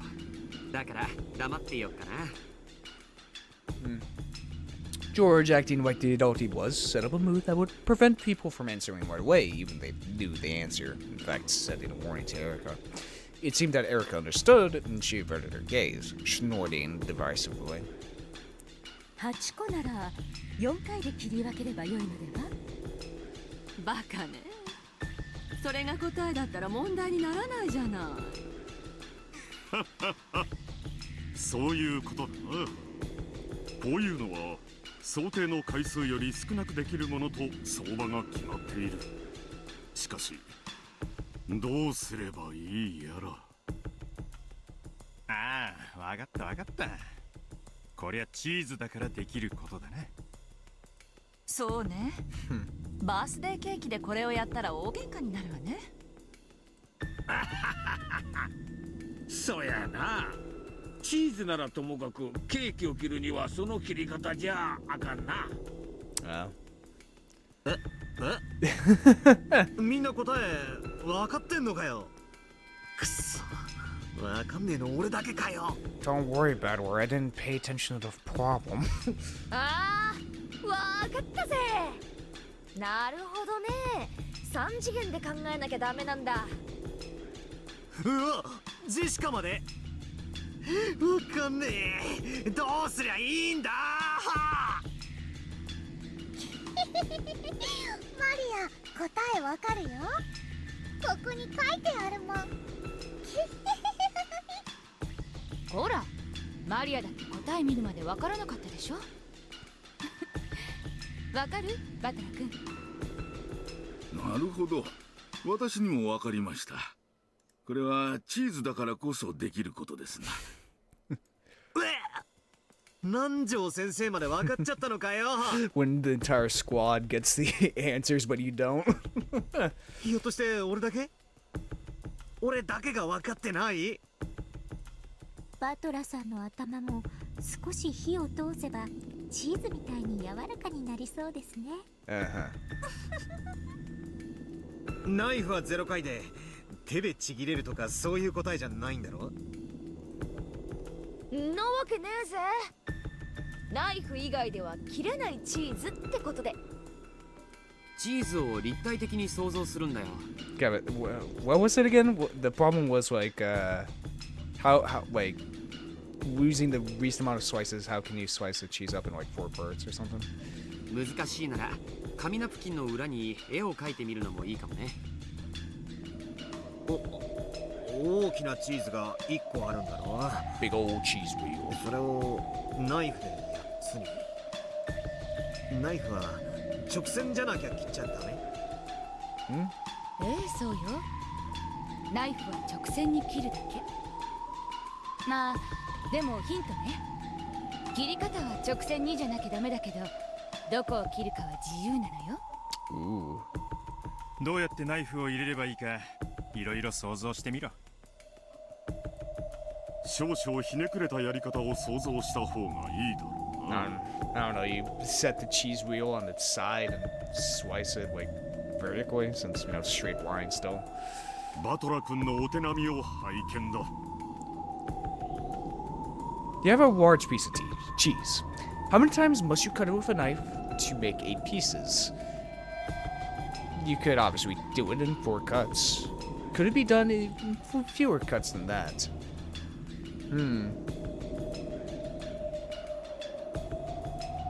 Well, it has to be a straight line. Why the fuck am I actually thinking? I gotta use my critical brain here. No. Okay. So, cut a cheese in fucking fewer than 4 cuts. You can only do straight lines, but you can cut it wherever you want.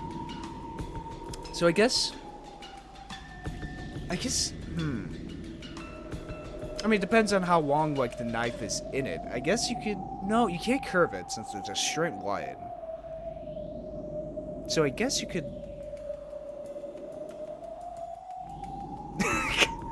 why am I actually thinking about this, like hard? So, you cut it, like, vertically, or horizontally. Well, no, you have to think outside the box, because obviously you would think, like, oh, it's either vertically or horizontally you can cut a cheese, but you need to make 8 cuts. Or 8 pieces, at least. Our hints so far point to it being possible specifically because it's cheese. If it was a birthday cake, we really wouldn't be allowed to do this. Shit, what are the properties of cheese? You can't cut a birthday cake because you can't, like...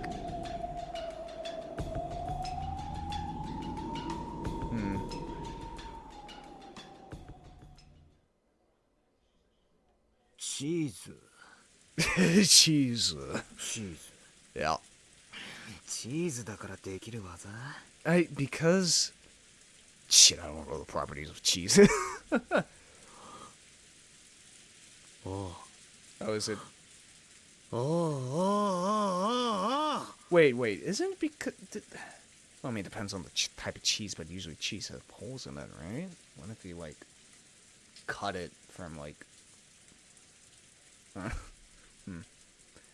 わかったわかった Maybe that's just the fucking thing they use in animated shows. すっかり騙されたぜ。頭が硬いとダメだな。Cheese. Cheese. How do you cut it? How do you fucking cut cheese? Only straight lines. ようやくひらめいたようですね。それが正解だといいのですが。チーズはナイフ以外では切れないんだよな。ナイフは直線だけで切るんだよな。それ以外に何も条件はないよな。なあ。Yeah, I mean, it depends on, like, I'm trying to think of a way. I feel like the answer is going to be, like, you don't have to pull out the knife without making any curves. I guess you could you technically do it in one cut then? 特にない。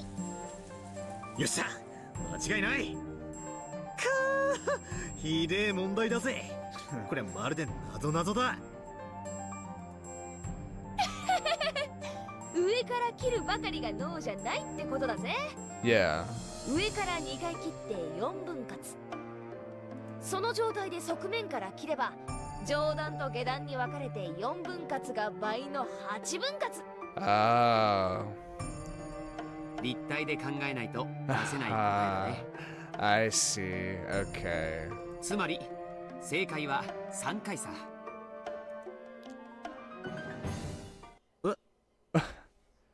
そうなのか？俺1回だと思ってたけど。Fuck, I also said one. What? そらどんな魔法や。いくらなんでも1回は無理や。これは謎々じゃなくて普通に算数的な問題よ。Look, I wasn't the greatest in math. Come on. おお、そうなのか。3回ってのはすぐに思いついたんだな。それじゃ簡単すぎて問題にならないと思ってひねりすぎたか。You know what? That's a great point. But I figured that was too easy. バトラの答えの方が5分の答えより少ない。バトラが正解？ええ、そうです。Oh. バトラさんが正解です。正解は1回です。Battlewar was happy that someone had confirmed his answer. However, at some point, Erica's face had lost its cheeriness. 私以外に1回と答えられる人間がいて、それがよりにもよってあなたとは。エリカも答えは1回なのかよ。どうやらお前も相当ひねくれてるみたいだな。1個のチーズと聞いて、その形状を決めつけるのは実に愚かしいことですので。I mean, yeah. できるわけないわ。お兄ちゃんの勘違いでしょ。3回未満でどうやって8等分するのよ。愚かしや人の子よ。8つに分けろとは言っているが、等分にしろとは問うていない。それにしたって不可能でしょ。ナイフ以外の方法できるの？ナイフ以外では切れない。ナイフは直線に切らねばならないと条件がある。しかし逆に言えばそれ以外に条件はない。Oh. いや、そもそもチーズの形さえも示されてはいない。そうか。みんなは大きなチーズが1個って聞いて、カマンベールみたいな平べったい円筒状のものを想像してたのか。俺は朝食のトーストの上に乗せるスライスチーズを想像していたぜ。ナイフで切り分けるような立派なチーズとは普段縁がねえからよ。チーズの形状に条件は示されませんでした。出題者のミスです。おそらくマリアさんのその本にはいわゆる平べったい円筒状チーズの図面があるはずです。ある。ほら。As Erica had guessed, the book Maria held had an illustration of a piece of cheese just as Erica had described it. With cheese of this shape, 3 slices would really be the correct answer. You cut in a plus pattern from the top to make 4 pieces. Then cut it from the side to double that and make 8 pieces. Ever since this illustration had been shown, the interpretation of the cheese had been left to the answerer. 確かにそうね。出題の時点でチーズの形状やその柔らかさなどには触れられていなかったわ。そういうことです。どうやらチーズの頭も柔らかかったのはバトラさんの方だったようです。わけわかんねえぜ。スライスチーズだったらどうしてナイフ1回で8個に分けられるんだよ。お手元のペーパーナプキンで試してみたらどうですか？これをスライスチーズだと思って。つまりよ、こうしてさ、蛇腹に折るわけさ。I mean, yeah, if it's like... 何回折れば8個になるかな。6回です。To fold it accordion style, you alternate between upward and downward folds. Yeah. Once you've done the 6th time, it looks like the side of an accordion. 普通のチーズならこんなに折ったらそこでちぎれちまうところだが、ナイフ以外じゃちぎれないことになってんだろ。問題ありません。You can just like cut down the middle. ナイフ以外では決して切れぬ魔法のチーズですから。そのYeah, exactly. 真上からバサッと一刀両断にすりゃ。確かに。You know, it's like yeah, pretty much, yeah. I mean, if you have like a stack of like multiple cheeses, like let's say American cheese, like stack it all together into like one big block and you just cut down, you have more than fucking 8 pieces. 8分割だ。ちょっと待てよ。これじゃ当分にはなってないぜ。Doesn't state it. 出題者は8つに切り分けろとしか言ってません。cut me 当 into 分は条 pieces. 件に含まれませんでした。まあ折り方を工夫すれば当分も可能ですが、お頭の固い皆さんには説明が混乱するので省きます。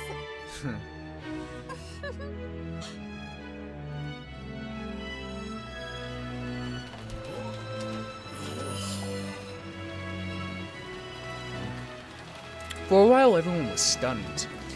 Beto had reached a far better answer than Free by thinking of the problem as a riddle. Erica had already known both answers and had even spotted a mistake made by the look. The others could do nothing but stare at those two in surprise. すごいわ。頭が硬かったのは私たちなの？これは半端ですな。私たちは3次元と考えたけれど、どうもバトラ君とエリカちゃんは次元がもう一つ上だったみたいね。 4D chess, baby. だいぶ魔女とのゲームで鍛えられたようじゃないですか。条件なき問題、すなわち赤き真実の外側はすべて観測者の自由自在。 Yeah, huh? 魔女の密室の感激を縫う基本中の基本。何の話だ？小説か何かの引用か？ I could say that. まあそういうことにしておきます。それにしてもどなたの脳みそもカチンコチンの石ころチーズってわけですね。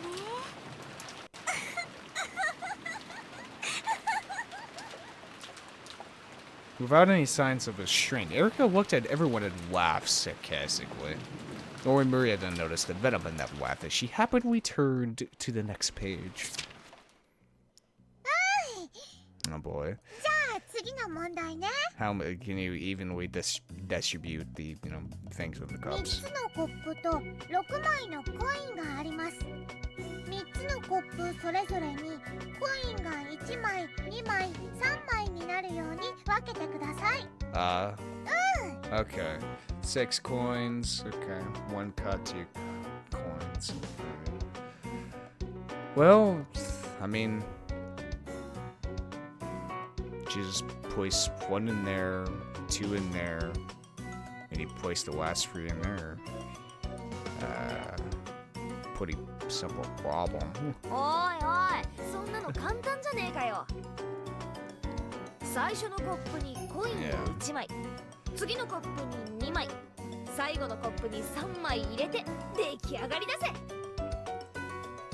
ではそれを5枚のコインでもできるでしょうか。また陳腐な問題が出てきましたね。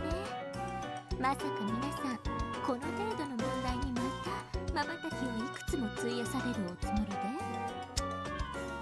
By now, Erica was gazing around with an unpleasant look, acting in a manner that was completely inappropriate but very guessing for someone of her age. She was no longer a guest who would be staying until the storm passed. She had transformed into an annoying guest who would leave until the storm passed. Everyone thought this, but they weren't able to say it aloud. コインの問題っていうと、ほら、お箸の使い方がうまいかどうかはコインをお箸で掴めるかどうかでわかるそうだね。お箸。 Oh God. そうです。お箸です。お箸は世界で最も優雅な食器です。Alright, Weeaboo. 突き刺し、引きちぎって口に運ぶナイフとフォークなんて野蛮の極み。お箸こそが最高です。私の箸使いこそが芸術。 Jessica was about to say, aren't chopsticks just sticks? But stopped herself just in time. She realized that'd be best to let George take control for now. 小銭あるけど、ちょっと僕と競争してみない？僕もお箸の持ち方には厳しいんだ。そやな。ジョージの箸は随分厳しく教えたんや。確かにテーブルマナーは育ちが出てしまうものだ。エリカさんの持ち方もなかなかに良い。俺の小銭も貸してやるぜ。枚数が多い方が面白いだろ。ジェシカ、よく見て覚えなさい。うるせえぜ。よし、競争しよう。ここにある小銭をどれだけ多く自分のお皿に移せるか。望むところです。お箸、お箸。Alright, you're getting a little too excited here. This time, George had steered the conversation into a good direction. Everyone else understood, and they helped to egg on this chopstick fight and change the subject. They were fully aware by now that Erika was extremely proud of her intelligence, and apparently she had the bad habit of using that to look down on other people. She spun her chopsticks around with the deft hand of a juggler, staring at the coin scattered on the table like a dog who had been told to stay after having a meal placed in front of it.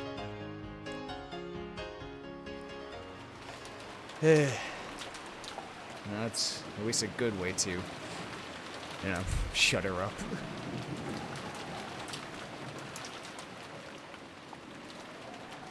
Oh, here we go. The unsettling sound of the wind had now blended in with the sound of rain, mimicking the howl of some monstrous beast. Just when it seemed to be quiet outside, it would suddenly turn into a war and run out the window, striking up even more fear and unease within me. Light from the hallway poured in through the thin crack of the slightly opened door. It seemed to carry with it laughter that was warm and happy, but very distant. I'm sure everyone's in the dining room hall or somewhere, having a good time. I want to go out there as soon as I can. I'm sure my family will be there. I hate being all alone in a place like this. Dad. Mom. I suddenly tried again and again to get that door open. God damn it, who is this? But the merciless change just wouldn't let it open any further than that crack. On the contrary, feeling this close to a way out just made me more impatient. Gulping and trying to ignore the fear working behind me, I quietly closed the door. That light coming out of the crack was just a trap. An iron shackle, making it look like I'm an inch away from freedom, though that door will never actually open. A shackle trapping me in here for all eternity. I need to get out of this creepy room as soon as possible. When I closed the door, all that filled the room were the eerie sounds of wind and rain. The way the wind picked up every now and then and shook the window frame felt like a monster in a cage shaking the bars. I was so scared of that monster, I couldn't help but avert my gaze from the window. Gotta search. If I can't get out the door, I need to find another way out. Just to the side of the door was a closet. There was only enough space inside to hang overcoats. Of course, it didn't connect to anywhere outside the room. If this were hide and seek, it'd probably be fun to hide in there. However, inside this creepy room, it'd be no better than stepping into my own coffin. If I go in there, maybe I'll find myself trapped in the closet next. This fear I didn't understand sent a massive shiver up my spine, and I closed the closet door in a hurry. There's one door left. The bathroom. When I opened it, there was the bath and toilet. Of course, there was no exit. There weren't even any windows. If I turned the faucet, water would probably come out, then disappear down the drain and flow outside. But I couldn't get out that way. Unless I went into the bathtub with the stopper pulled out of the drain and smashed my flesh and bones to bits. I had the feeling that this was the only way out, so the black stopper in the bathtub drain looked extremely terrifying. I tried a lot of things, both mentally and physically, but there really was no chance of me getting out through the bathroom. Next is the window. Beyond the window is a pitch-black darkness. The fierce winds and rain are swimming against the glass. The darkness on the other side of the window may have been unsettling, but I didn't really care where I went, as long as it got me out of this room. However, the window was clamped shut. Right down the middle of the window, which was made to swing open like a set of double doors, were several ugly metal clamps. It was even more unnerving than the chain on the door, like a rough operation scar on some bizarre monster.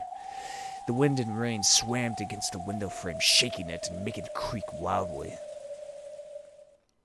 However, unlike the door, this wouldn't open even a crack.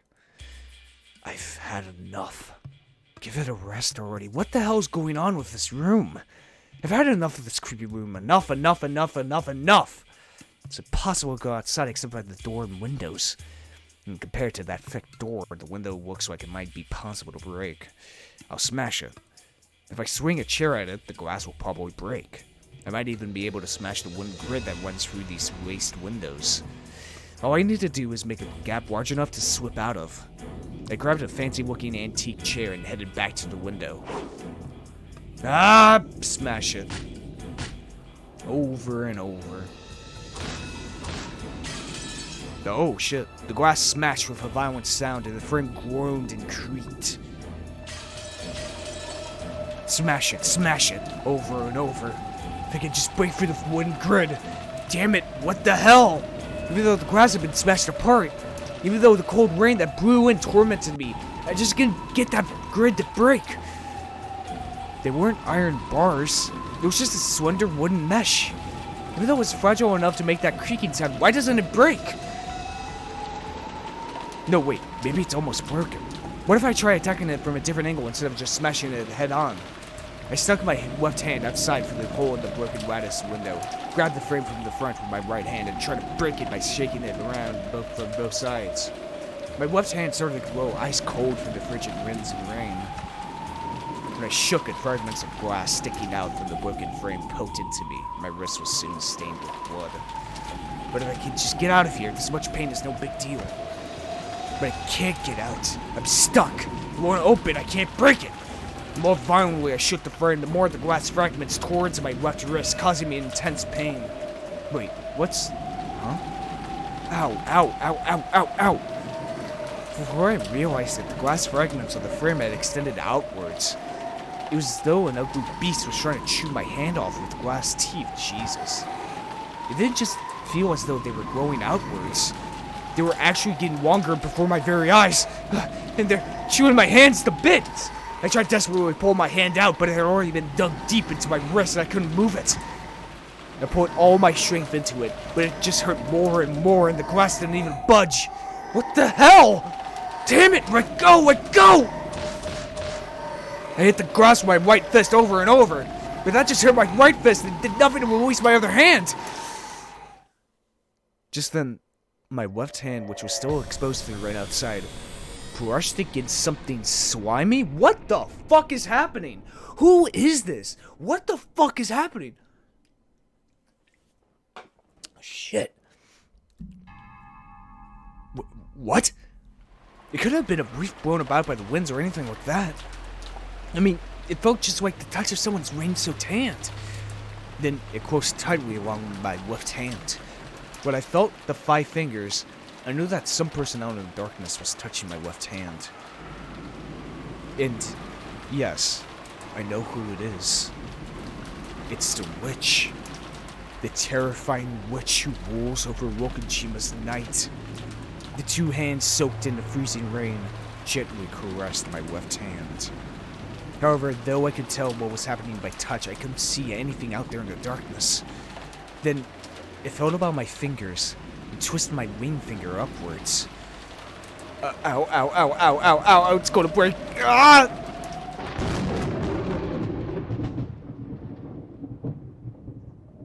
At that moment, I saw something in the darkness for the first time. It was white. The darkness grinned and bared its white teeth. Then that mouth filled with eerily white teeth approached my finger that had been twisted up so far it was about to break. Oh God, it opened wide. It must have been laughing at me from the darkness. After all, that creepy mouth was twisting upward in a huge grin. I had a horrible idea of what it might be trying to do to my finger. A shiver ran up my spine. I resisted as much as I could, but the fangs of glass just wouldn't release my left hand. And then it gently bit my finger.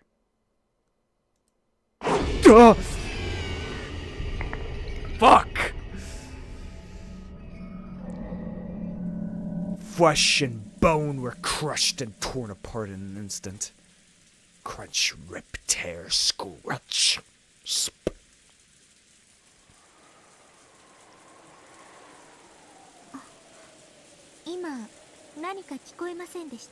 What the fuck are those scenes?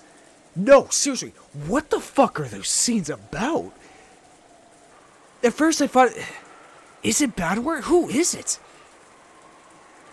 And which doesn't exactly give us a damn, like, definition on who it could possibly be that bit off this person's finger. Ring finger, huh? 僕もガタンって音を聞いたような。風で窓でもガタついたんだろうぜ。何しろオンボロ屋敷だからな。Is it supposed to represent Kinzo, maybe? そういうのってなんだか不気味だよな。What the hell are those scenes supposed to mean? 本当に魔女が屋敷の中を歩き回ってるのかなって。6年前のガキの頃には随分怯えて夜を過ごしたもんさ。いる。ベアトリーチェはいる。この廊下の向こうには何があるんですか？あちらには客室がございますが、今は使っておりません。うん。ゲストハウスができたからね。それまでは客室に僕らは泊まってたんだよ。ああ、俺も覚えてるぜ。今日のゲストハウスがあまりに綺麗なんで驚いちまった。まあ新築だからな。私も自分の部屋をそっちに移したいもんだぜ。シャノン、エリカさんの部屋もゲストハウスでしょ？はい、ゲストハウスにご用意させていただきました。で、ゲストハウスは屋敷から離れていると。どんな事件が起こっても互いには聞こえませんね。いやは。やれやれ。まだ探偵モードなのかよ。明日の朝全員で揃っておはようって言っただけでがっかりしちまいそうだぜ。確かに、さすがに明日の朝には誰かが減ってないと困ります。ねえ。Psycho bitch。それではゲストハウスへご案内します。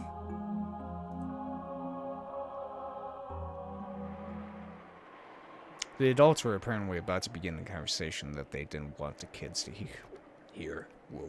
The real family conference was about to start once more. As the kids and Erica followed Shannon on their way to the guest house, they passed through the entrance hall. 外は今が一番の振りのようだね。客までテレビでも見ながら、もう少し振りが弱くなるのを待ってもいいんじゃねえの？ゲストハウスに戻りなさいってママに言われた。ゲストハウスじゃないと怒られる。おお。ゲストハウスの方が落ち着けるぜ。不機嫌な親の声も面もごめん被るぜ。ますますにお膳立てが整っているようで。Erica giggled, an openly indiscreet look on her face. 今、傘のご用意をいたします。少々お待ちください。ちょっとずっと気になってました。あの肖像画のご婦人はどなたですか？ Here we go.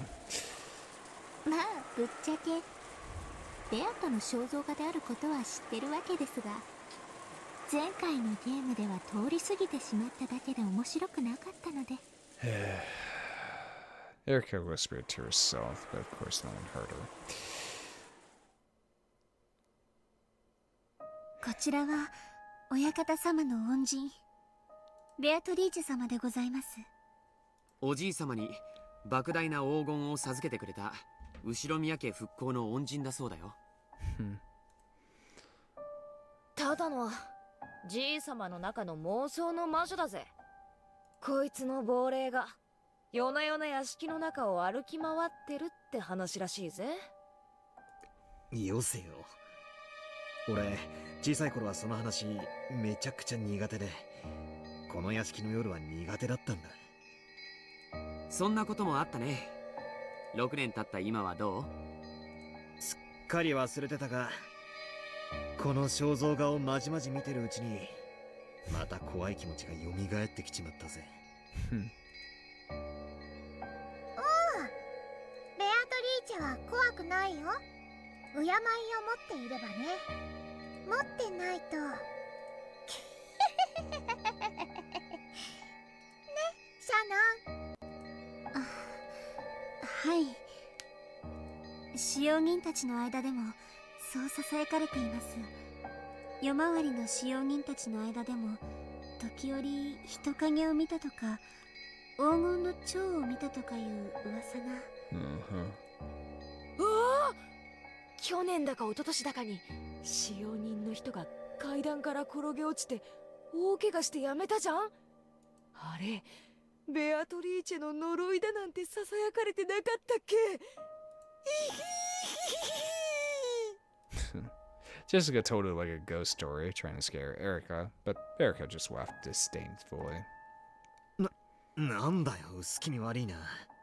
ただの事故だろ。偶然だろ。おじい様がここに肖像画を掲げてすぐのことだから、一昨年のことだと思うよ。確かまさにここの大階段から落ちて怪我をしたんだよね。そうそう、このバカでかい肖像画は何しろインパクトあったから。掲げられてすぐは屋敷中であれはなんだと話題になったもんだよ。それでその後すぐにここで事故があったもんだから、ベアトリーチェの呪いだってことになってさ。ベアトリーチェの階段云々はこの肖像画の後から？いえ、その前からもベアトリーチェ様の霊が歩き回っているという大噂はありました。でもこの肖像画が掲げられてからはもっとそういう話が増えた気がします。 Obviously, once you have a image of this quote-unquote ghost, it's gonna become more common. 今までは魔女ベアトリーチェと聞いても具体的なイメージが湧かなかったからだろうね。Yeah. この肖像画によって具体的になり、より一層以後の階段に厚みが出たんだと思うな。It's like the one film of supposedly actual Bigfoot that points into the minds of many people, and we have hundreds of supposed sightings of Bigfoot. Yeah. そもそも魔女ベアトリーチェなんて誰が言い出したんです？ Probably Kinzo? I mean, that's what I've always assumed. じい様だぜ。我が最愛の魔女ベアトリーチェってよく取り乱して叫んでたから、この肖像画が出てくるまでは顔の想像もつかなかったけど。こんな薄気味悪い肖像画がでーんと飾られたら、そりゃ階段の一つや二つできて当然だろうぜ。 What did it... I don't know why I'm thinking of this now. But we do know that Beatrice, or real Beatrice, died in 1964, if I remember correctly from Rosa's story, right? What did it take so long for Kinzo to make a portrait of her? You know, until the 80s. You know? Quite literally, like, around the time of his death, really. 音楽室のベートーベンの肖像画も学校創立者の銅像もみんなちょうどいい階段の音章じゃねえか。確かにこんなに古風な薄暗いお屋敷でずっとこんな風雨の音を聞いていたら、そういう階段の一つや二つ生まれてもおかしくはなさそうです。まあ所詮は怪談、妄想、おとぎ話。取るにも足らない寝ぼけたうつけ者のざれ言以下ですが。I take it you're not a fan of fantasy novels, huh? Erica looked up at the portrait and smiled at it hostilely, as though she felt that this smile was disrespectful to Beato. Maria's face soured. ベアトリーチェはいる。そんなこと言ってるときっとエリカに魔女の呪いがあるよ。おや、怖い怖い。魔女の呪い、大いに望むところですよ、ベアトリーチェ。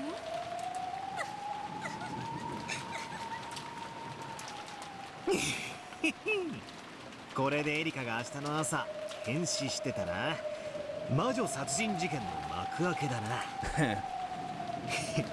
おいおい、お前探偵なんだろ。探偵がいきなり殺されるなんて斬新すぎるぜ。 Well, make things interesting, plus I do want to see her dead. おや、それは困りますね。現場検証に差し支えます。なるほど、ノックスにも探偵を殺してはならないとは書いてありませんし。I mean, who says the detective that's found at the beginning of the story is the same detective at the end of the story? マリア、いいもの持ってる。ベアトリーチェの呪いを防げるお守り。 Oh, is it the scorpion charm? お守り？そんなのあるのか？ After fishing around in her bag, Maria pulled out a string of beads attached to a medal that had a scorpion drawn on it. Yeah. It looks like a cheap prize from an arcade or something. なんですこれ？魔除けのお守りなの。効果は弱いけれど、これをつけてれば今夜一晩はきっとベアトリーチェの呪いを避けられるよ。他にもクモの巣が魔除けに効くとも聞きました。 I mean, that's why dream catchers look like spider webs. Because, you know. Yeah, because, yeah, if I remember correctly, dream catchers are used to, like, ward off, like, dead spirits and stuff like that. ベアトはきっと蝶の化身だからクモも苦手なんだね。あれ？ Butterfly, huh? それは悪食島の悪霊が苦手な方じゃなかったっけ？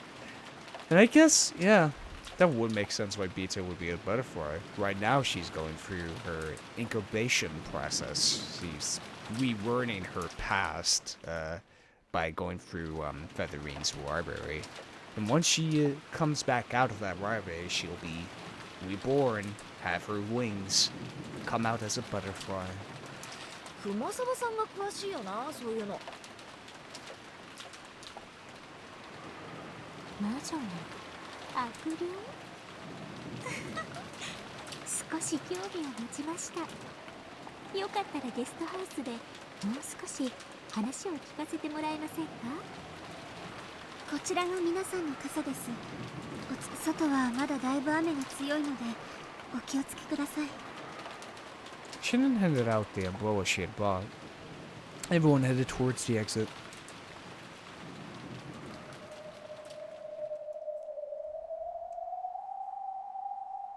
And then, when there were none left standing in front of the portrait, a gold butterfly appeared.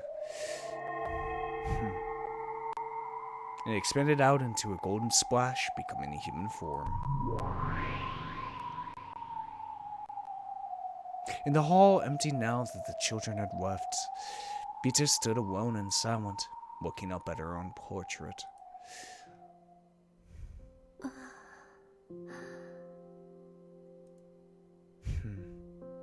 Without a doubt, the figure depicted there was as like her as an image in a mirror.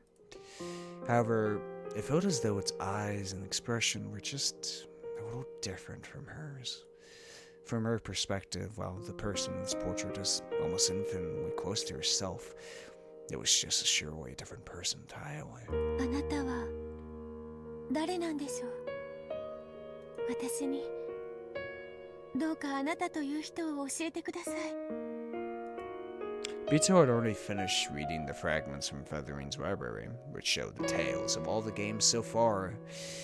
However, the witch called Beatrice who had been depicted in them had been so vastly different from her. At the very end, it had looked as though that witch and Beato were connected just a little bit as rivals. But for the most part, Beatrice had just bullied Beato in nearly all of the tales.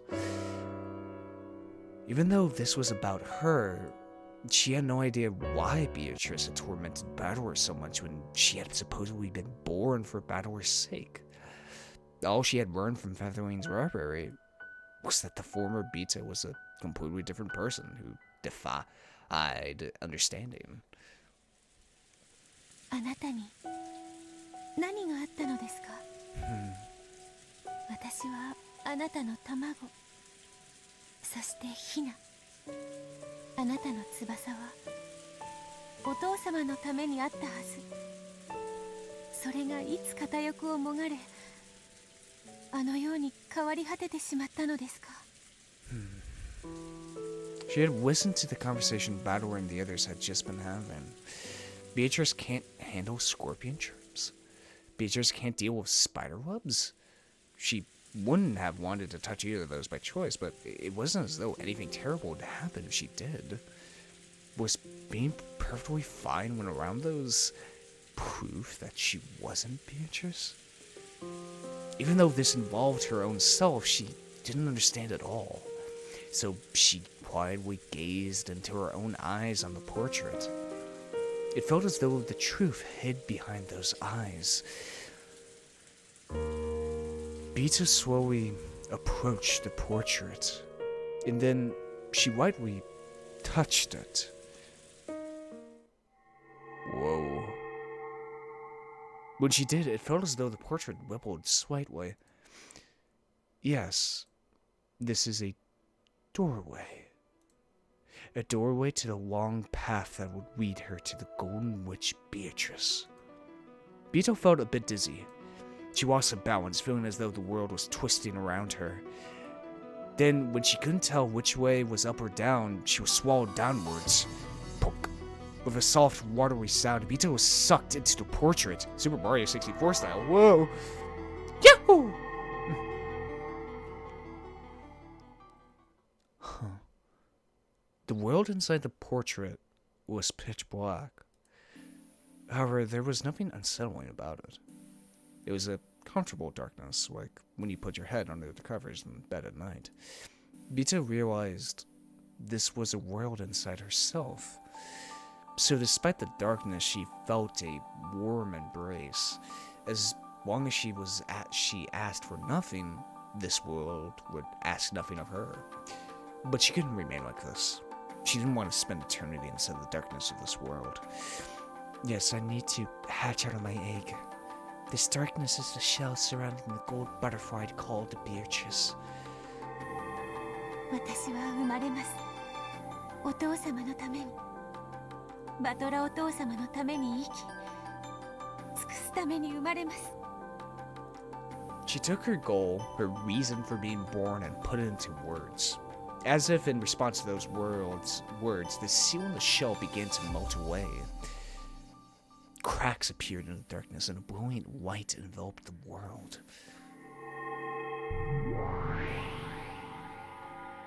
Ah. This looks familiar. Still forming.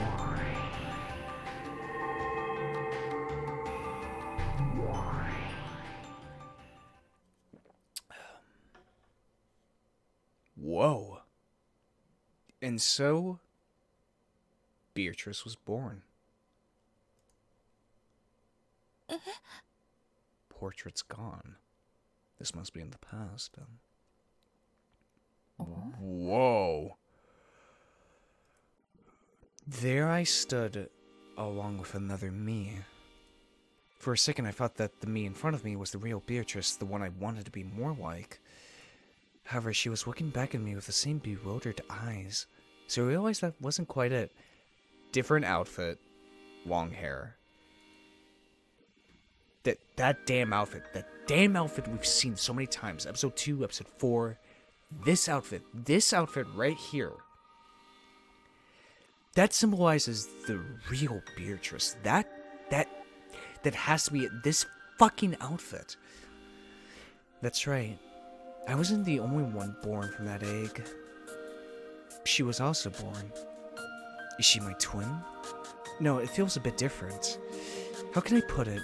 Both of us are lacking something immature. Yes, both of us are chicks, but we are also fragments of the true Beatrice. It felt as though we could become the real Beatrice together. No one explained this to us. However, we naturally understood. I decided to talk to this other me. Unless I get to know her and become one with her, I won't be able to become the Beatrice Father desires. In other words, the thing that Father wants for me, and was so heartbroken to find missing, must be something that she has. Konnichiwa. Ooh. The Beatrice, with her hair down, looked at me dubiously several times and finally spoke. どうしてわらわと同じ顔を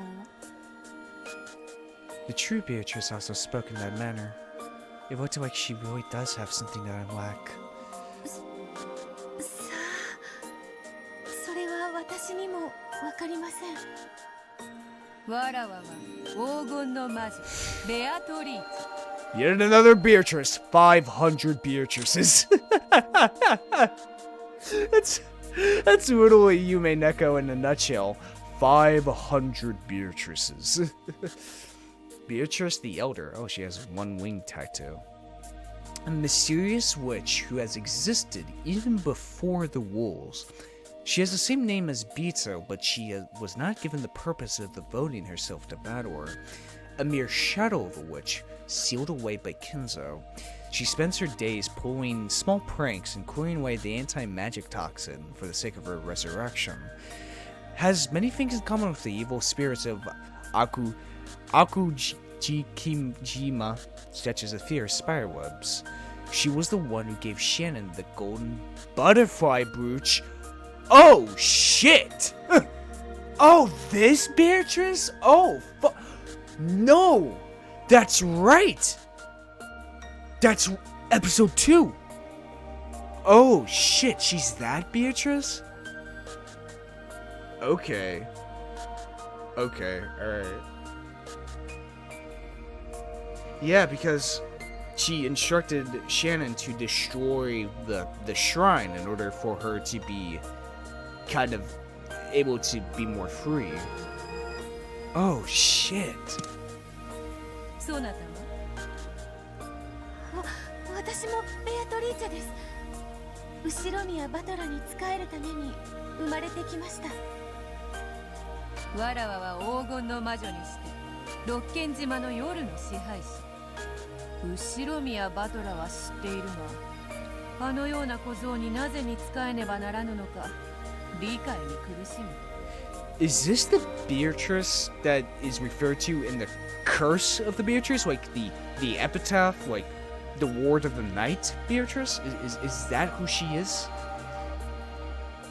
I realized that the thought a second ago must have been true. Together, we really can become the true Beatrice. Though the person in front of me does have the part that makes her a witch, which I lack. She does not possess the mission to live for ritual mere battler's sake. She has what I do not, and I'm sure I have something she does not. 私たちはきっと二人で一人の存在なんです。双子みたいなものだと思います。 I guess maybe what this represents, what this is, besides what's actually going on here. Beatrice, okay, the Beatrice that was quote unquote born from Badwater is the culprit. We know that. She's simply just disguising herself as the witch.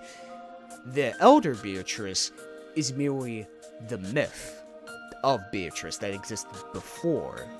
And so in order for Beatrice to exist, they must come together. The culprit must attain the status of the Golden Witch Beatrice in order to become the culprit, to become the antagonist.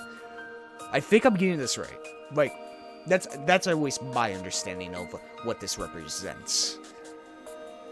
いいや違うそなたはわらわの妹だわらわはそなたが生まれるよりずっと前からここにいるえそうだったんですか And once again, we have that same damn motif of twin sisters that Ryukishi-sama likes to do. I was born later.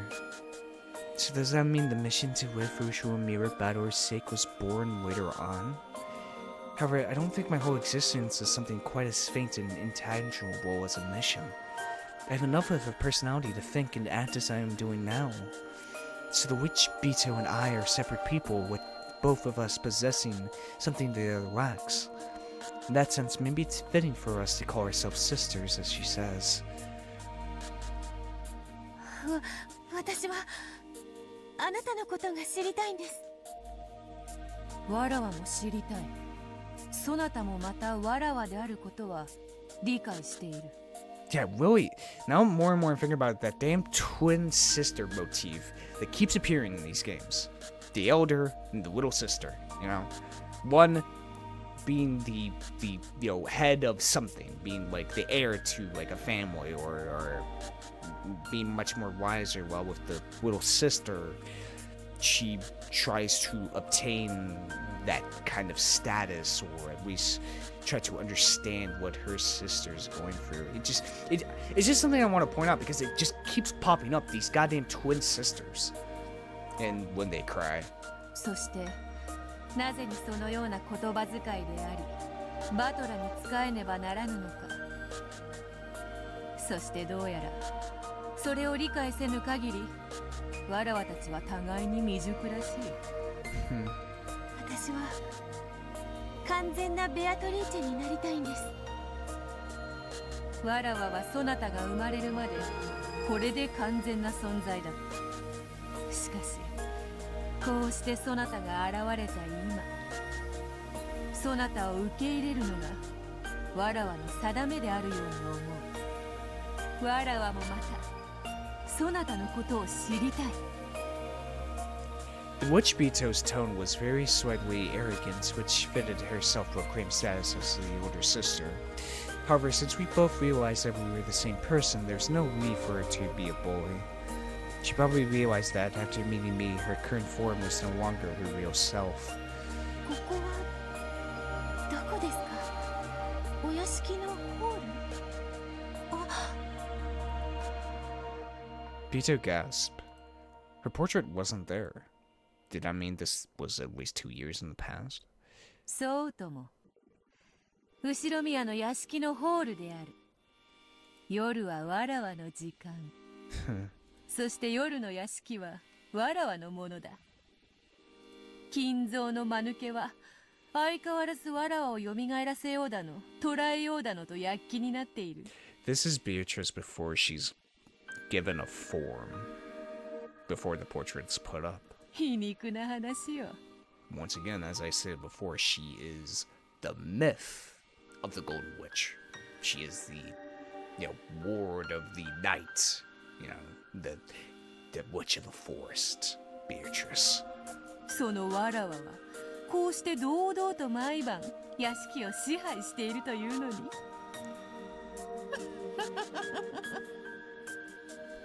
あなたはここで何を？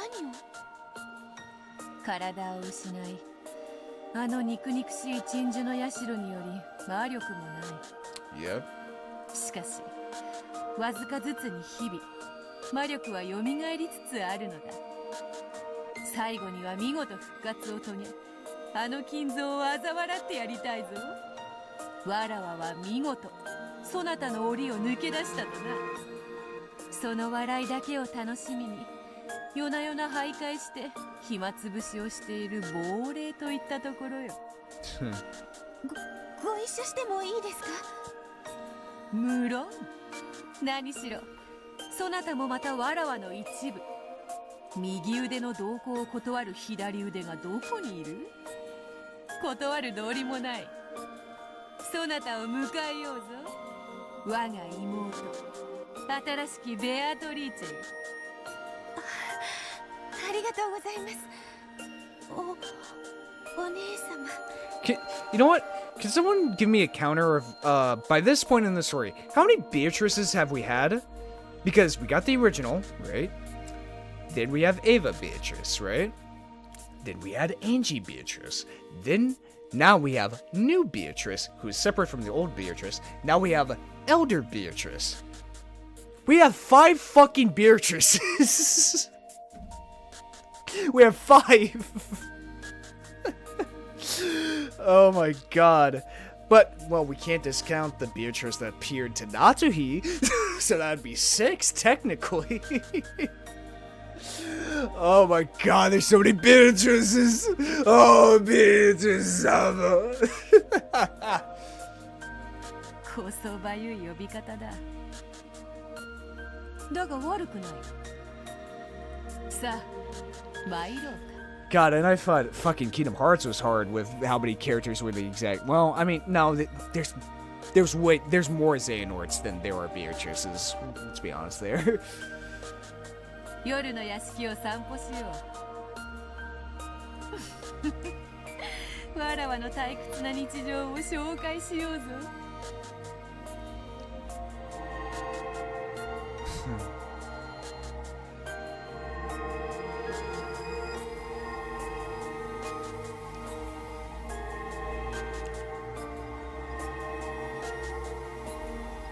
The two Beatrices changed their forms into 2 gold butterflies,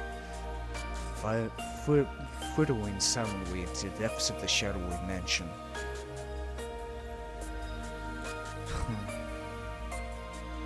Wow. Interesting. How interesting. So I guess we are kind of seeing how Beatrice was born. She merely just has to merge with the myth of Beatrice in order to become, you know, Beatrice. You know. 今でもそうなんですが、ゆっかり屋さんで。 Yeah. Okay. But I think this is a good stopping point here, fellas, and I'm curious. I'm still very interested in where this goes. The biggest question I have right now, biggest one, is what the fuck is going on in that locked room? Who is that? And what the hell is the point of it? That's honestly my biggest question right now at the forefront of my mind. Just continuing this episode is who the fuck is in that room and what exactly is happening to them? Is it Bador? Is it someone else? Who bit off their finger then? Is it, I don't know, maybe it is Kinzo, maybe the spirit of Kinzo perhaps. I don't know. I have no idea. And I don't think I can really develop anything. All I can do is just think it over. It really could be anybody. Well, that person did say mom and dad. So obviously that would point to one of the cousins, obviously. Or maybe it's the man from 19 years ago. Maybe it's them. Maybe it is them. Maybe it is the baby Natsuhi talked about that's walked up now. Maybe it's him. Or maybe it's her. We don't exactly know. But goddamn, I'm goddamn more intrigued by this game every single time I play it. Such a damn joy. But yeah, if you guys enjoyed this type of content, hit that subscribe button. If you liked it, hit the work button. Want to tell me something? Put that in the comments below. Check out this quote here out in my true. Check the description below. Yeah, it's been Voidlego. I'll see you guys next time. See ya!